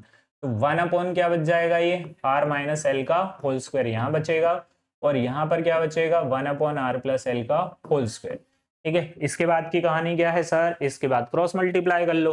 Cross multiply करेंगे तो Q के अपॉन में क्या हो जाएगा, 4 पाई एप्सिलॉन नॉट, इसको इधर इसको इधर, तो R प्लस एल का क्या, होल स्क्वायर, और यहाँ से क्या, R माइनस एल का होल स्क्वायर, और नीचे क्या आ गया, R माइनस एल का होल स्क्वायर, और यहाँ से क्या, R प्लस एल का होल स्क्वायर। इतनी कहानी।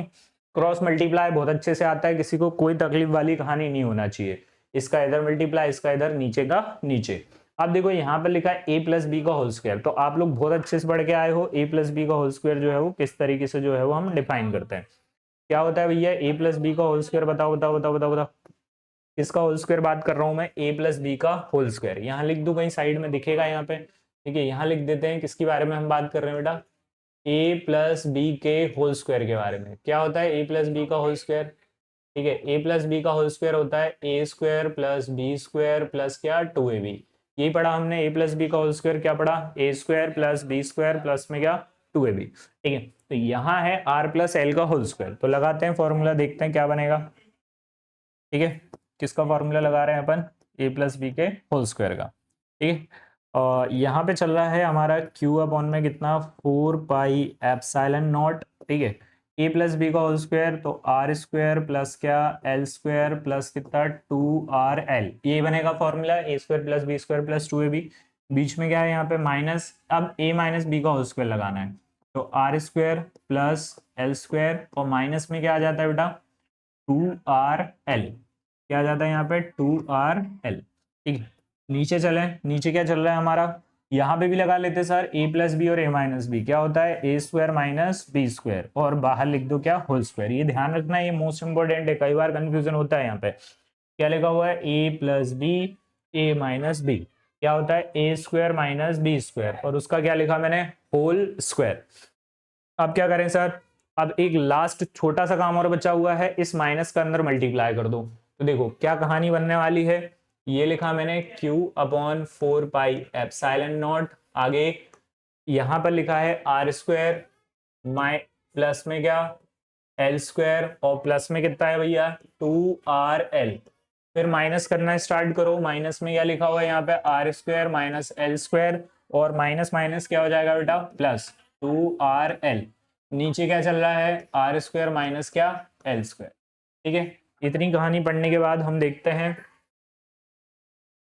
ठीक है, कुछ कैंसिल हो रहा है, तो बिल्कुल सर कैंसिल हो रहा है। क्या कैंसिल हो रहा है, इस आर स्क्वायर से ये आर स्क्वायर कैंसिल, इस एल स्क्वायर से ये एल स्क्वायर कैंसिल, और 2RL कितने हो जाएंगे, 4RL। तो हमारे पास फॉर्मूला बचा Q/4 pi epsilon not 2RL कितना हो गया 4RL, और नीचे कितना R square minus L square. ठीक है, ये एक हमारा जो है वो आंसर बन सकता है। बट अपन थोड़ी सी और आगे कहानी पढ़ते हैं, क्योंकि अपन विद्युत क्षेत्र पर विद्युत क्या पढ़ रहे हैं, वैद्युत युद्ध पढ़ रहे हैं, और वैद्युत युद्ध पढ़ रहे हैं तो कहानी थोड़ी सी और बढ़ेगी।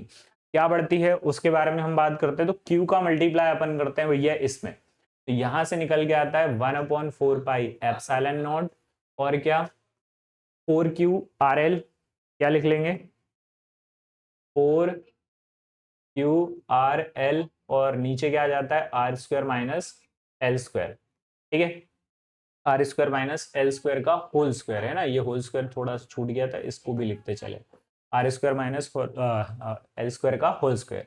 अब हमने पढ़ा है कि भैया इसमें से क्या पढ़ा है कि किंतु P जो है वो किसके बराबर होता है, Q इंटू 2L के बराबर होता है। P जो है वो किसके बराबर होता है, Q इंटू 2L के बराबर होता है। तो यहां से Q इंटू 2L निकल सकता है क्या, बिल्कुल सर, हाँ आराम से निकल सकता है। क्या निकलेगा, देखो 1/4 पाई एप्सिलॉन नॉट, और साथ में क्या इसको लिख लेंगे अपन क्या Q into 2L। Q into 2L यदि अपन ने बाहर किया तो अभी भी एक 2 बच गया है ना, Q तो चला गया, इसके पास क्या बच गया R बच गया, ऐसे ही कुछ बचा। ठीक है, तो अपन इसको लिखेंगे और नीचे क्या लिखेंगे R square minus L square का क्या होल स्क्वायर, यही बनेगी कहानी। ठीक है, क्या बन गया 1/4 पाई एप्सिलॉन नॉट, तो साथ में क्या एक मिनट छोटी सी जगह बना लेते हैं अपन। ठीक है, इसको इधर कर लें, थोड़ा सा छोटा भी कर लेते हैं, क्योंकि अब तो हमारी बात क्लियर है। ठीक है, इधर की ओर ले लें कहानी। ठीक ठीक ठीक, एक सेकेंड बस, एक सेकेंड।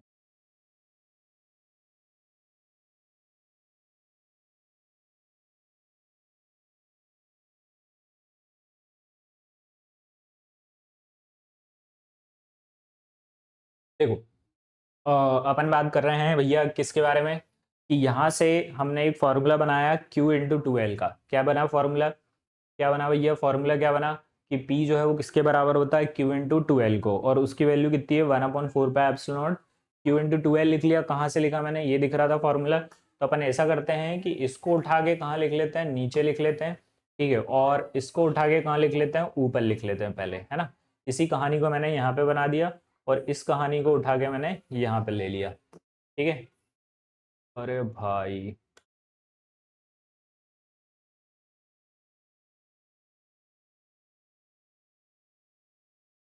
अच्छा, ये तो पूरा ही जाएगा, कोई मतलब नहीं है इसको उठाने का। हाँ ठीक है ना, क्या दिक्कत है, ऐसा आ जाएगा। ठीक है, चल, थोड़ी सी कहानी और समझ लेते हैं।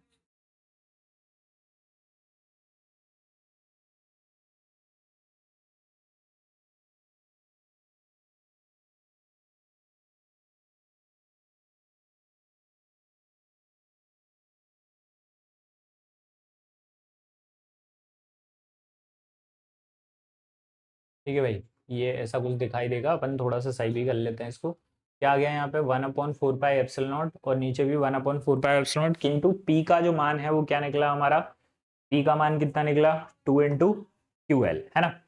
तो 2 इंटू 2L निकला, तो इसके बारे में अपन थोड़ी सी कहानी पढ़ लेते हैं। ठीक है, जो Q इंटू 2L है उसको हटा के हम क्या लिख लेंगे, P बराबर कितना Q इंटू 2L। जब ये लिखेंगे तो कहानी थोड़ी सी बदलेगी। देखो Q इंटू 2L की प्लेस पर क्या आ जाएगा, P आ जाएगा, तो E का एक और मान निकल के आएगा कितना 1/4 पाई एप्सिलॉन नॉट, और साथ में क्या आ जाएगा इस पूरे की जगह पे P इंटू में कितना 2R, और नीचे क्या चल रहा है R square minus L square का क्या होल स्क्वायर। ठीक है, अच्छा ये R था, R R R R, क्या लिखना है यहाँ पे R। ठीक है, P इंटू कितना हो गया 2R, तो E का एक और मान निकल के आया 1/4 pi epsilon not 2PR upon में क्या R square minus L square का क्या होल स्क्वायर। ठीक है, न्यूटन पर कूलम, एक तो ये मान बन गया। किंतु किंतु किंतु किंतु हमने पढ़ा कि जो 2L होता है, P और जो प्लस क्यू और माइनस क्यू होता है, उनके बीच की दूरी जो है वो बहुत कम होती है। और यदि बहुत कम होती है तो क्या कर सकते हैं, तो हम लिखते हैं कि यदि R का मान क्या है बहुत ज्यादा है, किसके कंपैरिजन में, L के ज्यादा, L के कंपैरिजन में किसका मान ज्यादा है, R का मान क्या है बेटा बहुत ज्यादा है L के कंपैरिजन में, तो अपन क्या कर सकते हैं L को पूरी तरीके से हटा सकते हैं। एल को क्या कर सकते हैं, पूरी तरीके से हटा सकते हैं। यदि मैंने इस एल स्क्वायर को हटाया तो क्या कहानी बनी सर, तो बना 1/4 पाई एप्सिलॉन नॉट, और क्या बना 2pr, और नीचे क्या बन गया आर स्क्वायर की पावर 2। एल स्क्वायर को पूरी तरीके से हमने क्या किया, टाटा बाय बाय कर दिया, और टाटा बाय बाय करा, एल स्क्वायर को हटाया तो आर स्क्वायर बचा, और उसका क्या बचा, होल स्क्वायर। कब कब कंडीशन क्या है, जब क्या बोलते हैं आर जो है वो बहुत ज्यादा बड़ा हो किससे, एल से। ठीक है, तो ई का एक और मान निकल के आता है 1/4 पाई एप्सिलॉन नॉट 2pr, और r की पावर कितनी हो जाती है 2 2 जा 4, इसको कैंसिल करेंगे तो कितना बचेगा 3। तो e का जो मोस्ट इंपोर्टेंट फॉर्मूला निकल के आता है, जिसको हम कई बार यूज करेंगे, 1/4 pi epsilon naught 2p upon में क्या आर क्यूब। क्या बनेगा फॉर्मूला, 2p अपॉन में क्या आर क्यूब, क्योंकि 4 था तो 4 तो वो कैंसिल कर दिया अपन ने 1 से, तो ये जो है वो हमारा फॉर्मूला बनता है e इक्वल टू कितना 1/4 pi epsilon naught Q upon में sorry 1/4 pi epsilon naught 2p upon में क्या आर क्यूब। क्लियर है बात। इसी को बोलते हैं हम क्या, अक्षीय स्थिति में वैद्युत द्युध्रुव के कारण विद्युत क्षेत्र की तीव्रता। अक्षीय स्थिति में वैद्युत द्युध्रुव के कारण किसी बिंदु P पर वैद्युत क्षेत्र की तीव्रता वो बनेगी, ये क्या बनने वाली है, E इक्वल टू कितना 1/4 pi epsilon naught 2p upon में क्या आर क्यूब। साथ में कुछ ना कुछ और लगाते हैं सर, हाँ जरूर लगाते हैं, क्या लगाते हैं, न्यूटन प्रति कूलम या फिर न्यूटन पर कूलम। क्या होता है ये जो है वो इसकी क्या है भैया, एसआई यूनिट है। क्लियर है बात। तो E इक्वल टू फॉर्मूला मिल गया हमें 1/4 pi epsilon naught 2p upon में आर क्यूब। मोस्ट इंपोर्टेंट है, 4 मार्क्स का क्वेश्चन है, एग्जाम में पूछा जाता है। इसका मतलब ये है कि इसको बहुत अच्छे तरीके से रटना है, सॉल्व करना है। ठीक है, इजी है, ऐसा कोई बहुत ज्यादा डिफिकल्ट है नहीं। यदि आप चाहो तो बहुत आसानी से इसको याद कर सकते हो, है ना। थोड़ी सी मेहनत वाली कहानी, यदि थोड़ी सी भी मेहनत करोगे तो आसानी से ये जो है वो याद भी हो जाएगा आपको, है ना। क्या लिखा है यहाँ पे 1/4 पाई एप्सिलॉन नॉट, है ना। थोड़ी सी मेहनत करनी है, और यदि थोड़ी सी मेहनत रही तो आप आसानी से इसको क्या कर सकते हैं, सॉल्व कर सकते हैं। ये आपकी अक्षीय स्थिति हो गई। सेम टू सेम हम लेते हैं क्या, निरक्षीय स्थिति। ठीक है, यहाँ पर लिखा है निरक्षीय स्थिति में वैद्युत क्षेत्र की तीव्रता, या फिर एट एन इक्वेटोरियल पोजीशन। ठीक है, इसके बारे में क्या बात है भाई, इस बार हमें फिर से एक वैद्युत ध्रुव लेना है जो किससे मिलकर बना है, प्लस क्यू और किससे, माइनस क्यू से। इसको हम ए के नाम से जानते हैं, और इसको किस नाम से जानते हैं, बी के नाम से जानते हैं। इसके मध्य बिंदु ओ से आर दूरी पर निरक्षीय स्थिति में, किसमें भैया, आर दूरी पर निरक्षीय स्थिति में एक बिंदु लिया मैंने P, जिस पर विद्युत क्षेत्र की तीव्रता निकाल ली है। तो आर दूरी पर ये विद्युत क्षेत्र की तीव्रता क्या कहती है। ठीक है, थोड़ा सा अच्छे तरीके से बनाते हैं ये वाला जो डायग्राम है।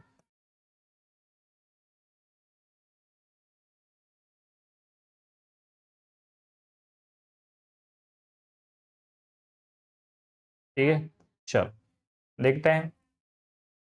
एक वैद्युत द्विध्रुव है जो किससे मिलकर बना है बेटा, प्लस क्यू और किससे, माइनस क्यू आवेश से, और किससे, बिंदु ओ से कितनी दूरी पर, आर दूरी पर हमने एक बिंदु लिया जिसका नाम क्या है पी, जिस पर विद्युत क्षेत्र की तीव्रता निकाल ली है। तो एक प्लस क्यू इस पर विद्युत क्षेत्र की तीव्रता E1 जो है वो इस साइड लगाएगा, और माइनस क्यू इसको अपनी तरफ खींचने की कोशिश करेगा, जिसको हम क्या लेते हैं बेटा E2। और यहां से यहां तक की दूरी L, और यहां से यहां तक की दूरी कितनी L। तो यहां से यहां तक जो एंगल बना वो थीटा बना, यहाँ पे भी एंगल क्या बना, थीटा बना। अब होता क्या है कि विद्युत क्षेत्र की तीव्रता जो है वो उसकी दो डायरेक्शन हो गई, एक ऊपर की तरफ और एक कहाँ, नीचे की तरफ। तो यहां से यदि मैं एंगल बनाने की कोशिश करूं तो एक थीटा ऊपर चला गया और एक थीटा कहाँ चला गया, नीचे चला गया। एक थीटा कहाँ ऊपर और एक थीटा कहाँ चला गया, नीचे। तो अब E1 और E2 के बीच में जो कोण है वो कितने डिग्री का बना, तो ये बन गया 2 थीटा का। अब 2 थीटा का यदि विद्युत क्षेत्र बना है तो एक डायरेक्शन कहाँ जा रही है, ऊपर की तरफ, और एक डायरेक्शन कहाँ जा रही है, नीचे की तरफ। और दोनों के बीच में 2 थीटा बनने की वजह से अब यहां पर सदिश लगाना पड़ेगा। और जब सदिश लगाने की बात करते हैं तो हमें बनाने पड़ते हैं कंपोनेंट। क्या क्या कंपोनेंट बनाते हैं, तो E1 के 2 कंपोनेंट बनते हैं। एक कंपोनेंट जो है वो क्या बनेगा हमारा, एक कंपोनेंट क्या बनेगा यहां से, एक कंपोनेंट जो है वो हम लेंगे भैया ऊपर की तरफ, जिसको हम बोलेंगे क्या, E1 साइन थीटा। क्या नाम देंगे बेटा, E1 साइन थीटा।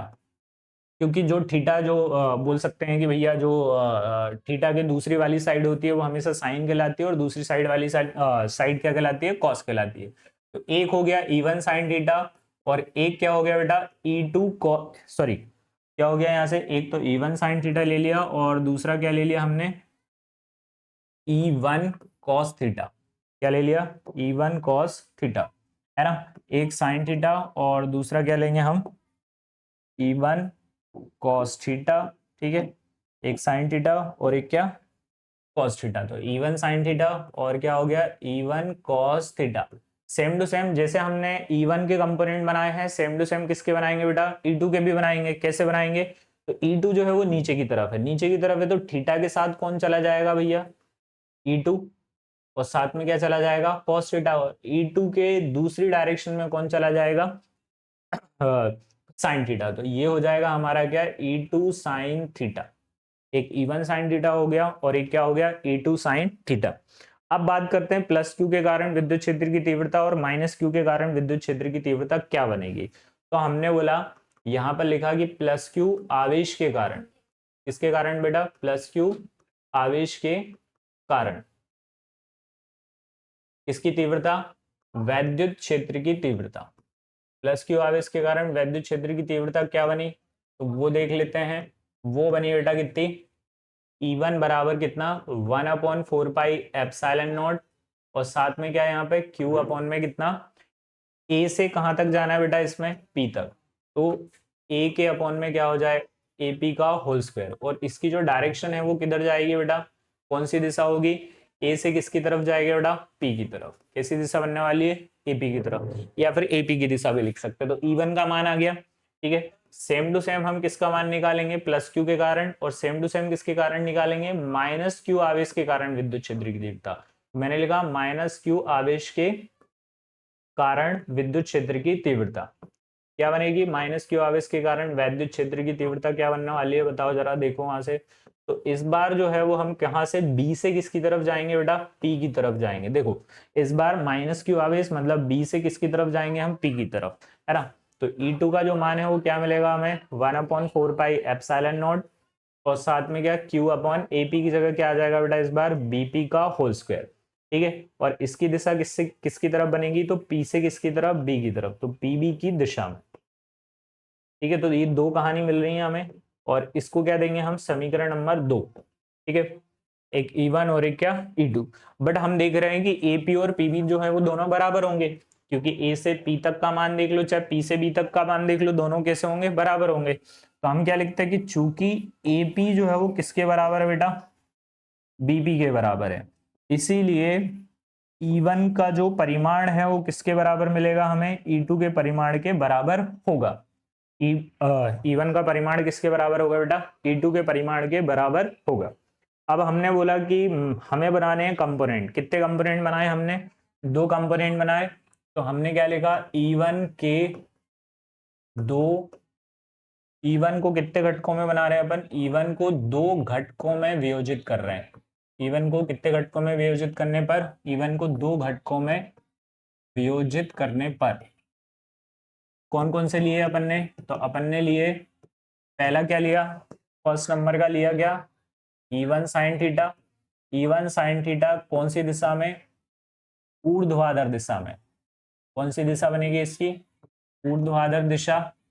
और दूसरी क्या ले रहे हैं अपन E2 सॉरी इसी के ले रहे हैं E1 cos थीटा, कौन सी दिशा में क्षैतिज दिशा में, कौन सी दिशा में क्षैतिज दिशा में।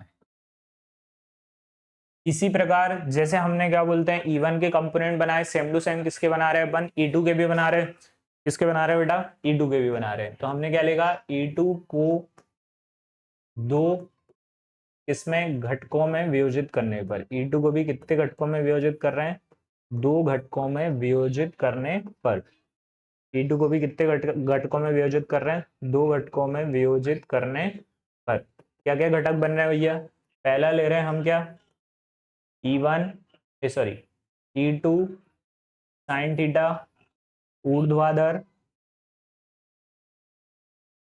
क्या ऊर्ध्वाधर नीचे की ओर, किसकी ओर ले रहे थे अपन नीचे की ओर, ठीक है। और एक किसको लिया हमने E2 cos थीटा को, और E2 cos थीटा कहाँ लिया बेटा क्षैतिज दिशा में। किसमें लिया? क्षैतिज दिशा में। अब ध्यान से देखना है ऐसा लिखने का रीजन क्या है। तो देखो अपन ने क्या करा, दो कंपोनेंट बनाए। E1 के कितने कंपोनेंट? दो हैं, E1 sin थीटा और क्या E1 cos थीटा। E2 के भी दो कंपोनेंट है, E2 sin थीटा और E2 cos थीटा। हमने लिख लिया E1 जो है वो किसके बराबर है बेटा? E2 के बराबर है। और जब E1 यदि E2 के बराबर है तो E1 sin थीटा और E2 sin थीटा दोनों एक दूसरे को क्या कर देंगे? कैंसिल कर देंगे।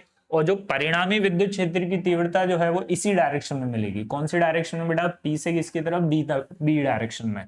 और इसकी डायरेक्शन देखो, इसमें कौन कौन है? E1 cos थीटा और क्या है? E2 cos theta. और दोनों एक दूसरे को प्लस कर लेंगे और परिणामी विद्युत क्षेत्र की तीव्रता बना लेंगे, है ना।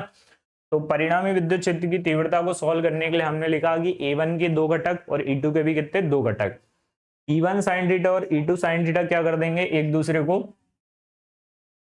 E1 sin थीटा और E2 sin थीटा दोनों कैसे हो जाएंगे बेटा? बराबर हो जाएंगे। अतः एक दूसरे को निरस्त करेंगे। एक दूसरे को क्या करेंगे बेटा? निरस्त करेंगे। और एक दूसरे को निरस्त करेंगे तो फिर कहानी बदलेगी। ठीक है, एक दूसरे को क्या करेंगे बेटा? निरस्त करेंगे। तो E1 sin थीटा और E2 sin थीटा एक दूसरे को क्या कर रहे हैं बेटा? निरस्त कर देंगे। और निरस्त कर देंगे अतः परिणामी विद्युत क्षेत्र की तीव्रता क्या बनेगी? परिणामी वैद्युत क्षेत्र की तीव्रता क्या बनेगी? परिणामी विद्युत क्षेत्र की तीव्रता, उसके बारे में बात कर लेते हैं। ठीक है, तो परिणामी विद्युत क्षेत्र की तीव्रता जो है वो बोल रही है कि E बराबर होगा क्या? E1 cos थीटा और साथ में क्या आ जाएगा बेटा? E2 cos theta. E1 cos theta और क्या? E2 cos theta. दोनों को हम क्या करेंगे? जोड़ लेंगे। अब हमें पता है कि E1 E2 तो बराबर है, तो इसको भी हम E1 cos थीटा लिख सकते हैं और इसको भी क्या लिख सकते हैं? E1 cos theta. क्योंकि हमें पता है ना कि E1 जो है, E1 का जो मैग्नीट्यूड है वो किसके बराबर मिलेगा हमें? E2 के बराबर मिलेगा। तो दोनों को अपन साथ साथ ले लेंगे। तो E1 cos थीटा और E2 cos थीटा मिलकर क्या बन जाएंगे? 2E1 cos theta. ये हमारा E का मान हो गया। ठीक है, इसको समीकरण नंबर क्या दे देंगे? 1 दे देंगे। अब हमें दो वैल्यू निकालनी है। E1 का मान चाहो तो अपन रख सकते हैं। क्या रखेंगे अपन? इसको मतलब अपन क्या बोलते हैं? समीकरण 1। आगे की तरफ हम बात कर लेते हैं फिर रखेंगे। तो देखो, मैंने बोला कि अपन मान रखना चालू करते हैं। ठीक है, तो 2 आ गया इंटू E1 का मान कितना होगा? तो E1 का मान कितना है? 1/4 पाई एप्सिलॉन नॉट और साथ में क्या? Q अपॉन AP का होल स्क्वायर। ठीक है, और साथ में है यहाँ पर क्या? cos theta. तो मुझे दो मानों की जरूरत है। एक तो किसका मान चाहिए? AP का मान चाहिए और दूसरा किसका मान चाहिए? AP का मान चाहिए और दूसरे किसके मान की जरूरत है बेटा? AP के साथ साथ किसके मान की जरूरत पड़ेगी हमें? cos थीटा के मान की जरूरत पड़ेगी। तो हमें दो मान की जरूरत है। एक तो हमारा जो क्या बोलते हैं E1 sin बोल सकते हैं AP का मान चाहिए और दूसरा किसका मान चाहिए हमें? cos थीटा का। तो दो मान की जरूरत पड़ेगी हमें। दोनों के मान निकालने के लिए हम चलेंगे किसकी तरफ? वापस हमारे डायग्राम की तरफ। ठीक है, तो जब हम डायग्राम में देखते हैं तो यहाँ पर एक ट्राइंगल बनता हुआ दिखाई देगा जिसका नाम क्या है? AOP। एओपी में हम क्या लगाएंगे? cos थीटा का फॉर्मूला लगाएंगे जो होता है आधार बटे कर्ण। तो उससे हम वैल्यू निकालने की कोशिश करेंगे, देखते हैं क्या निकलेगी, है ना। तो अपन ने बोला कि किसका कौन सा त्रिभुज लेना है? त्रिभुज AOP में। कौन सा त्रिभुज लिया मैंने? AOP। देखना कैसा बना रहा हूं मैं, इस तरीके से। आपने देखा होगा यहाँ पे A है, यहाँ पे P है। ठीक है, और यहाँ पर क्या है आपका O है। जब कितने डिग्री? 90। ये थीटा है, ये आपका L है, ये एल है और ये क्या है? आर है। तो मैंने बोला पाइथागोरस प्रमेय से या फिर पीजीटी से।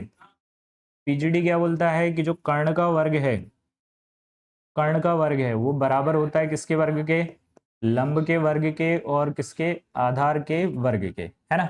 तो कर्ण मतलब क्या? एपी का जो वर्ग है, एपी का वर्ग वो लंब के वर्ग के। तो लंब कितना है हमारा? R square. ठीक है, और साथ में क्या हो जाएगा? L square. और स्क्वायर हटाएंगे तो क्या लग जाएगा? रूट। तो एपी का मान जरूर निकल के आ गया। क्या निकल के आ गया? Under root R square plus क्या? L square. अब थोड़ी सी कहानी 10वीं की भी लगेगी। 10वीं की कहानी क्या बोलती है? कि 10वीं की कहानी है कि एक cos थीटा का फॉर्मूला होता है। क्या होता है cos थीटा का फॉर्मूला?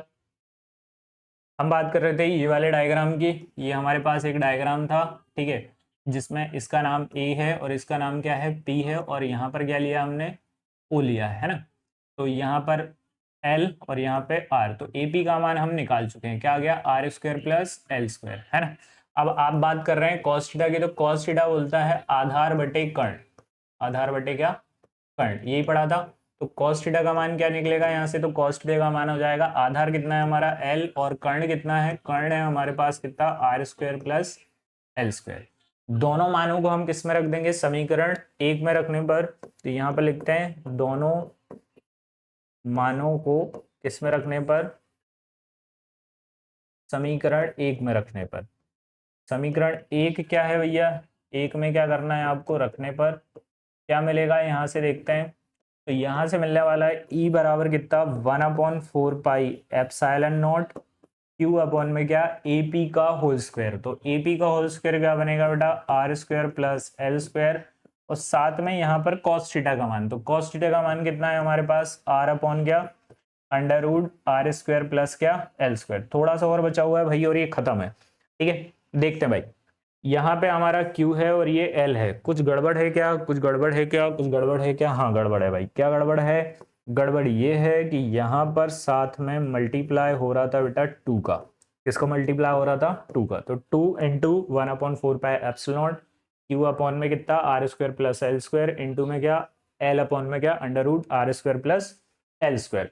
वैल्यू रखते हैं, इसको सॉल्व करने की कोशिश करते हैं, तो कहानी ऐसी बनती है ई बराबर मिल जाता है हमें 1/4 पाई एप्सिलॉन नॉट, और साथ में क्या मिल जाता है 2QL, और नीचे क्या R square plus L square की पावर कितनी 3/2। कहाँ से बनाइए, तो ये एक है और ये आधा है, तो एक और आधा जब दोनों मल्टीप्लाई होते हैं तो कितने बनते हैं भैया, एक और आधा मिलके क्या बन जाते हैं, जोड़ने पर 1.5 बन जाते हैं। तो यहाँ पर बन गई हमारी पावर, जिसको हम बोल रहे हैं कितना 3/2। अब हमने फिर से पढ़ा हुआ है कि किंतु, क्या पढ़ा हुआ है, किंतु कि जो P है वो किसके बराबर होता है 2QL के बराबर होता है, ये पढ़ के आए हैं। इसलिए E का मान कितना बन जाएगा हमारा 1/4 पाई एप्सिलॉन नॉट, और 2QL को P लिख देंगे, और नीचे क्या हो जाएगा R square plus L square की पावर कितनी 3/2।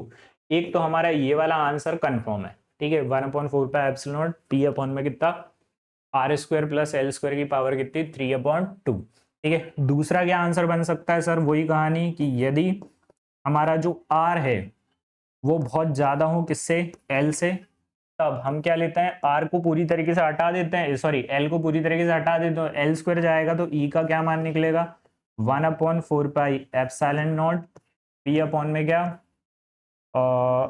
आर स्क्वायर की पावर कितनी 3/2, तो 2 से 2 कैंसिल, तो ई का जो मान है वो निकल के आया 1/4 पाई एप्सिलॉन नॉट, तो साथ में क्या P upon R cube newton प्रति कूलम।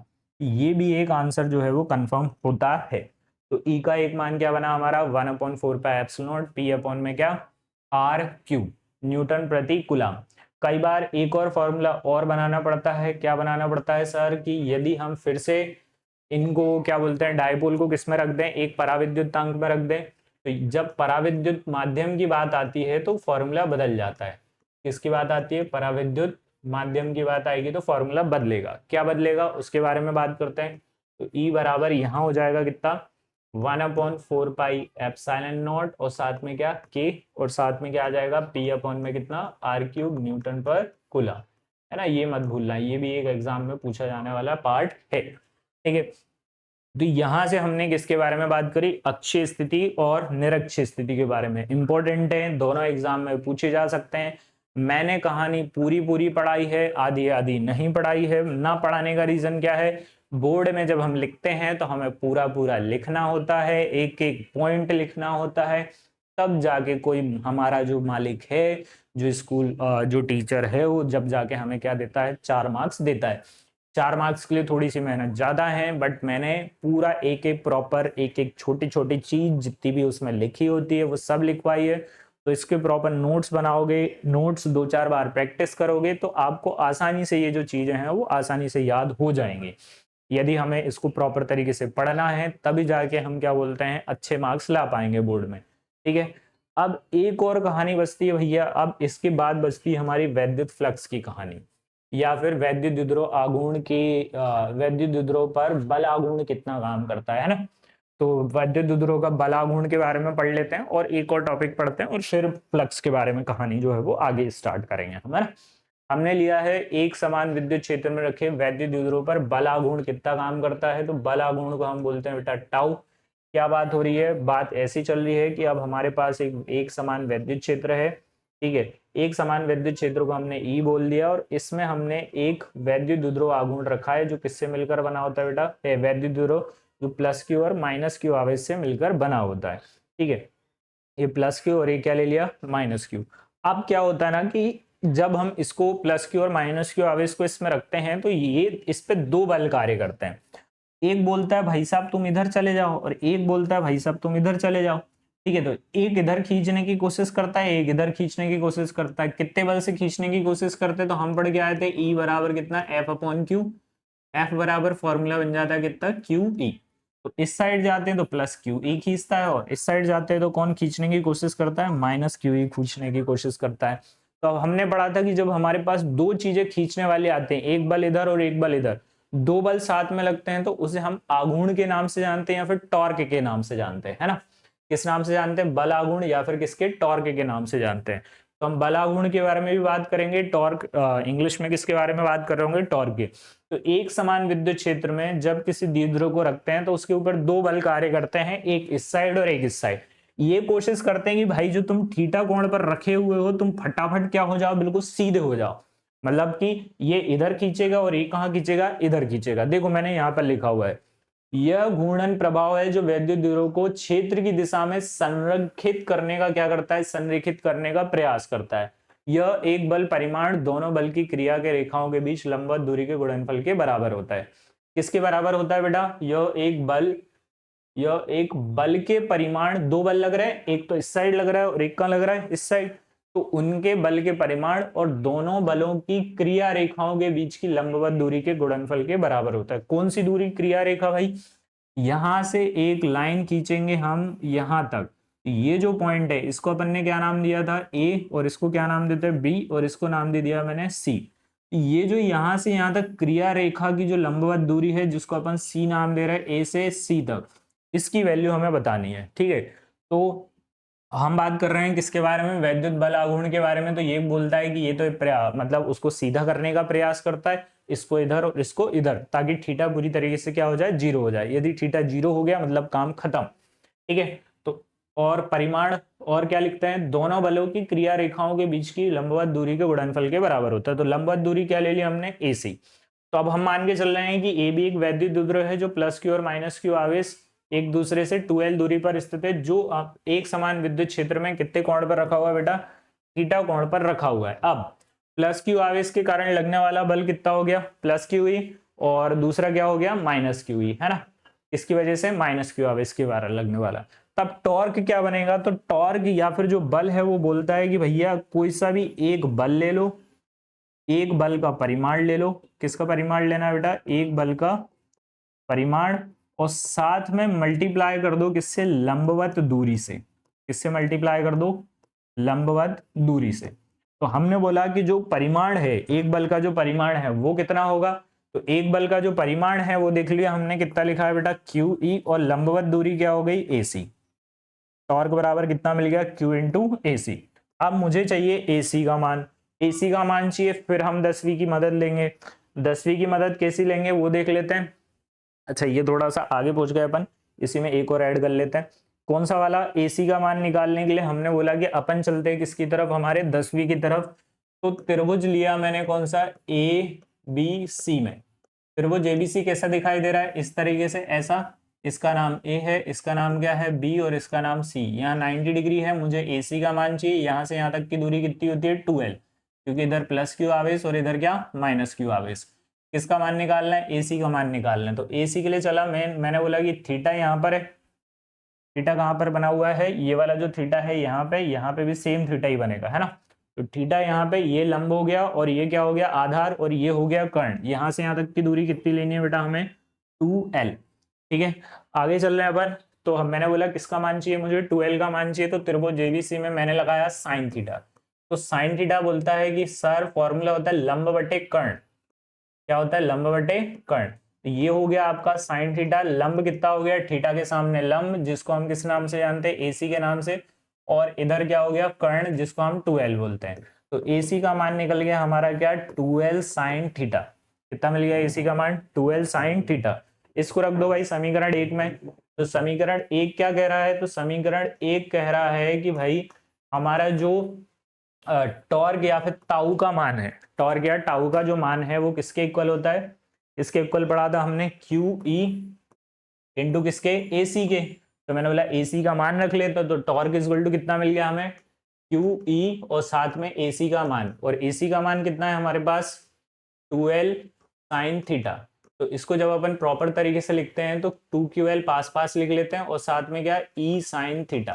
तो एक ये हमारा जो है वो फॉर्मूला बन सकता है। किंतु हम पढ़ते हैं, क्या पढ़ते हैं बेटा, कि जो P बराबर होता है वो किसके बराबर होता है, 2ql के वैद्युत द्विध्रुव आघूर्ण पढ़ते हैं, है ना, यही बोलते हैं ना, वैद्युत द्विध्रुव आघूर्ण बोलते हैं। किसके बराबर होता है, P के बराबर। तो P इक्वल टू 2ql आया, तो इसको हटा सकते हैं। तो टाउ बराबर क्या हो जाता है हमारे पास, PE साइन थीटा।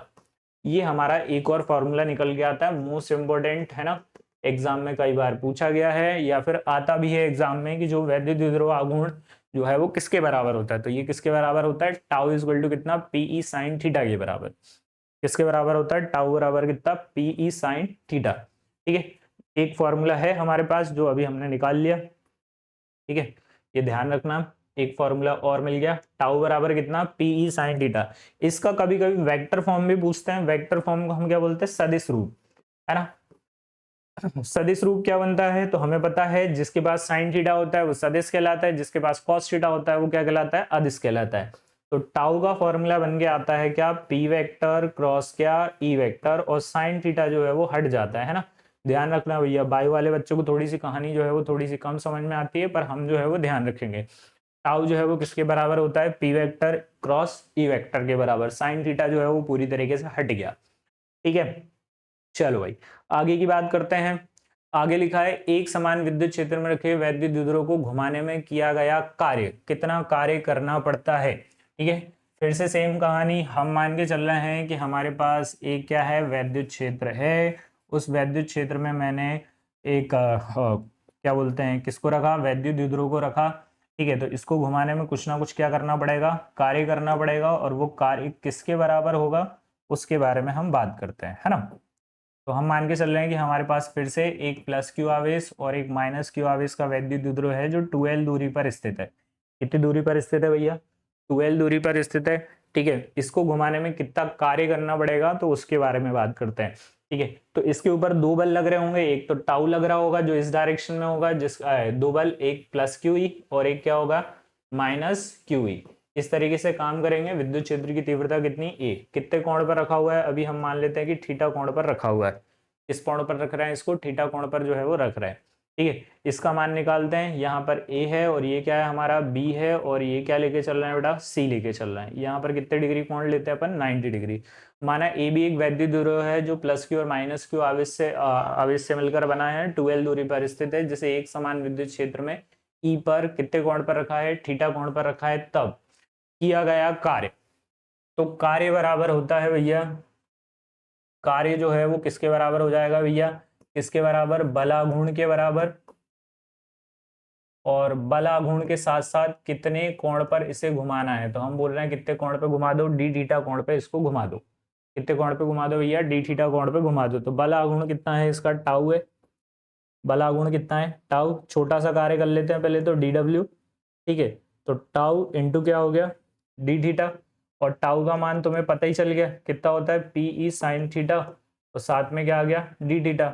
ये छोटा सा कार्य है, घुमाने में किया गया कार्य। अब इसको टोटल घुमा दो। मान के चलते हैं कि जो बलाघूर्ण है पहले थीटा वन पे है, किस पे लिखा हुआ है भैया, थीटा वन पे, उसको सीधे किस पे लाना है, थीटा टू पर लेके आना है। बलाघूर्ण को किसके ऊपर लेके आना है बेटा, थीटा टू पर लेके आना है। तो मैंने बोला कि जब टोटल वर्क करना है तो टोटल वर्क को किससे डिनोट करते हैं, डब्ल्यू से डिनोट करते हैं।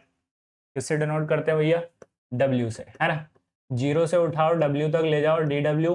ठीक है, मैंने बोला इसके बाद डी डब्ल्यू की वैल्यू तो थीटा वन से उठाना है और किसकी तरफ ले जाएंगे इसको, थीटा टू की तरफ, और डी डब्ल्यू का मान रख देंगे। तो डी डब्ल्यू का मान कितना होता है, डी डब्ल्यू का मान कितना पढ़ लिया हमने, पी साइन थीटा और क्या, डी थीटा। पी जो है वो कांस्टेंट है तो बाहर कर दो, यहाँ से क्या थीटा 1 से कहाँ तक आ जाएंगे बेटा, थीटा 2 तक घुमाने में कितना कार्य करना पड़ता है ना। तो हमने बोला साइन थीटा और साथ में क्या बेटा डी थीटा, है ना। साइन थीटा का मान रखते हैं, कितना मान आ जाएगा बेटा, साइन थीटा का मान होता है क्या, साइन थीटा को minus cos theta, sine theta का जो इंटीग्रेशन है वो क्या होता है, कॉस थीटा होता है, और साथ में यहाँ पर कितना थीटा 1 और यहाँ पर क्या थीटा 2। ठीक है, माइनस दे देते हैं बाहर, माइनस जैसे मैंने बाहर दिया तो यहाँ पर माइनस का क्या हो गया पीई, ठीक है, और यहाँ पर क्या हो गया कॉस थीटा 2 माइनस का कॉस थीटा 1। ठीक है, पहले अपर लिमिट उसके बाद क्या लोअर लिमिट। अच्छा, ये हमारा जो है वो वर्ग का फॉर्मूला बन जाएगा, माइनस का चाहो तो अंदर मल्टीप्लाई कर सकते हो, तो वर्ग का एक फॉर्मूला बना।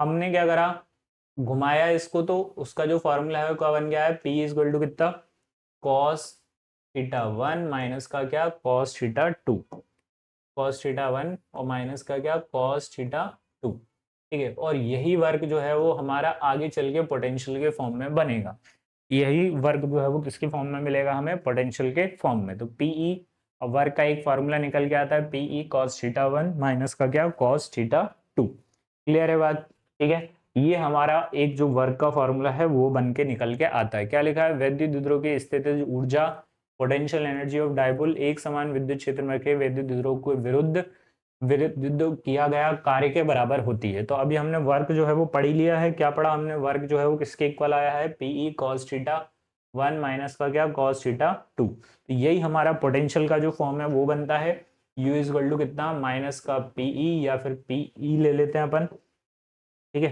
तो पीई इज इक्वल टू कितना आ जाता है हमारा, यू का जो मान है वो कितना निकल के आता है बेटा, यू इज इक्वल टू कितना पीई ब्रैकेट में क्या कॉस थीटा 1 या फिर इनिशियल और माइनस का क्या कॉस थीटा 2, जिसको हम किस नाम से जानते हैं, फाइनल के नाम से। चाहो तो इसका डेरिवेशन सेम टू सेम अपन कर सकते हैं, वही टॉर्क इज इक्वल टू, और जो यही क्या बोलते हैं जो वर्क है वो किसके फॉर्म में स्टोर होता है, पोटेंशियल के फॉर्म में होता है। ये क्यों याद रखना है, ये एग्जाम में कई बार इसके ऊपर न्यूमेरिकल बनते हैं, काय में न्यूमेरिकल बनते हैं, तो जेई में भी बनते हैं, नीट में भी बनते हैं। तो इसका फॉर्मूला याद रखेंगे, यू इज इक्वल टू कितना पीई कॉस थीटा इनिशियल और माइनस का कॉस थीटा फाइनल, इनिशियल मतलब क्या थीटा 1 और फाइनल मतलब क्या कॉस थीटा 2। ठीक है, यहाँ पर जो है वो हमारा वैद्युत क्षेत्र खत्म होता है। अब हम कल या फिर जो नेक्स्ट वीडियो होगा उसमें गॉस थ्योरम के बारे में पढ़ेंगे या फिर विद्युत फ्लक्स के बारे में पढ़ेंगे, और गॉस थ्योरम के जो अनुप्रयोग है, गॉस प्रमेय के अनुप्रयोग है उनके बारे में। वीडियो बहुत लंबी हो चुकी है, मतलब लगभग ये मिलेगी आपको 1 मिनट 40 सेकंड के आसपास की, ठीक है। तो आगे की कहानी जो है वो क्या बोलते हैं गॉस प्रमेय या फिर विद्युत फ्लक्स के बारे में जो कहानी है वो आगे पढ़ेंगे। इसको भी पूरा सॉल्व कराना था तो इसको भी नहीं करा पा रहा हूँ, यदि लगेगा तो नेक्स्ट वीडियो में उसको भी हम थोड़ा सा और ये जो क्या बोलते हैं स्थितिज ऊर्जा है उसको और डिटेल में पढ़ने की कोशिश करेंगे। क्लियर है, आज के लिए बहुत इतनी कहानी, हमने कुछ टॉपिक्स जो हैं वो कवर कर लिए हैं। मेन जो टॉपिक थे वो हमारे क्या थे भैया, मेन जो है वो टॉपिक है हमारे ये वाले क्या बोलते हैं अक्षीय स्थिति और निरक्षीय स्थिति, है ना। तो अक्षीय और स्थिति और निरक्षीय स्थिति को बहुत ध्यान से पढ़ना, एग्जाम में कई बार आया है, तो अक्षीय स्थिति और निरक्षीय स्थिति बहुत अच्छे से पढ़ के खत्म करियो भाई, है ना। और बाकी जो कहानी है वो मैंने यहाँ पे बता दी है ना। और जो पुराने जो टॉपिक्स हैं उनके बारे में यदि किसी को कुछ जानकारी चाहिए तो वो भी अपन ले सकते हैं।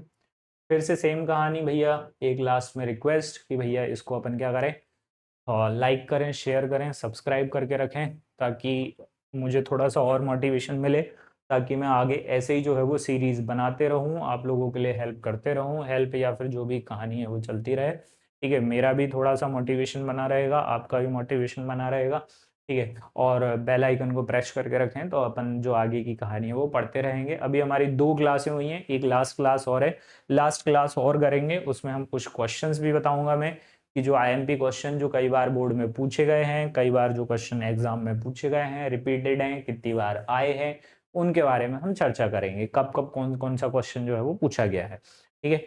भाषा बहुत सरल है, एक एक चीज जो है वो हमने क्या करी है भैया, अपना मतलब बोल सकते हैं कि बिल्कुल स्टेप बाय स्टेप पढ़ने की कोशिश करी, संपूर्ण कॉन्सेप्ट क्लियर कर रहे हैं, एक एक चीज, कोई चीज छूटना नहीं चाहिए, क्योंकि यदि कोई चीज छूटती है तो वो आगे जो है वो हमको दिक्कत देती है। यदि आपने ये मतलब वीडियो देख लिया या फिर आगे का जो 2-3 वीडियो है वो पूरे देख लिए, 1-2 घंटे जो है वो दे दिए, तो आपका जो फर्स्ट चैप्टर है वो पूरी तरीके से क्लियर है। इसके बाद आपने जो किया मतलब 1-2 बार और प्रैक्टिस कर ली, 1-2 बार और वीडियो को देख लिया, तो पूरी तरीके से कंसेप्ट क्लियर और आपका जो चैप्टर है वो भी कंप्लीट हो जाएगा। एक लास्ट टॉपिक और बचता है, मैंने आपको बताया फ्लक्स के बारे में पढ़ेंगे, और फ्लक्स के साथ साथ किसके बारे में पढ़ना है हमें, क्या बोलते हैं, फ्लक्स और गॉस प्रमेय और पढ़नी है, और गॉस प्रमेय के अनुप्रयोग, और चैप्टर जो है वो पूरी तरीके से कंप्लीट हो जाएगा। आज के लिए थैंक यू सो मच।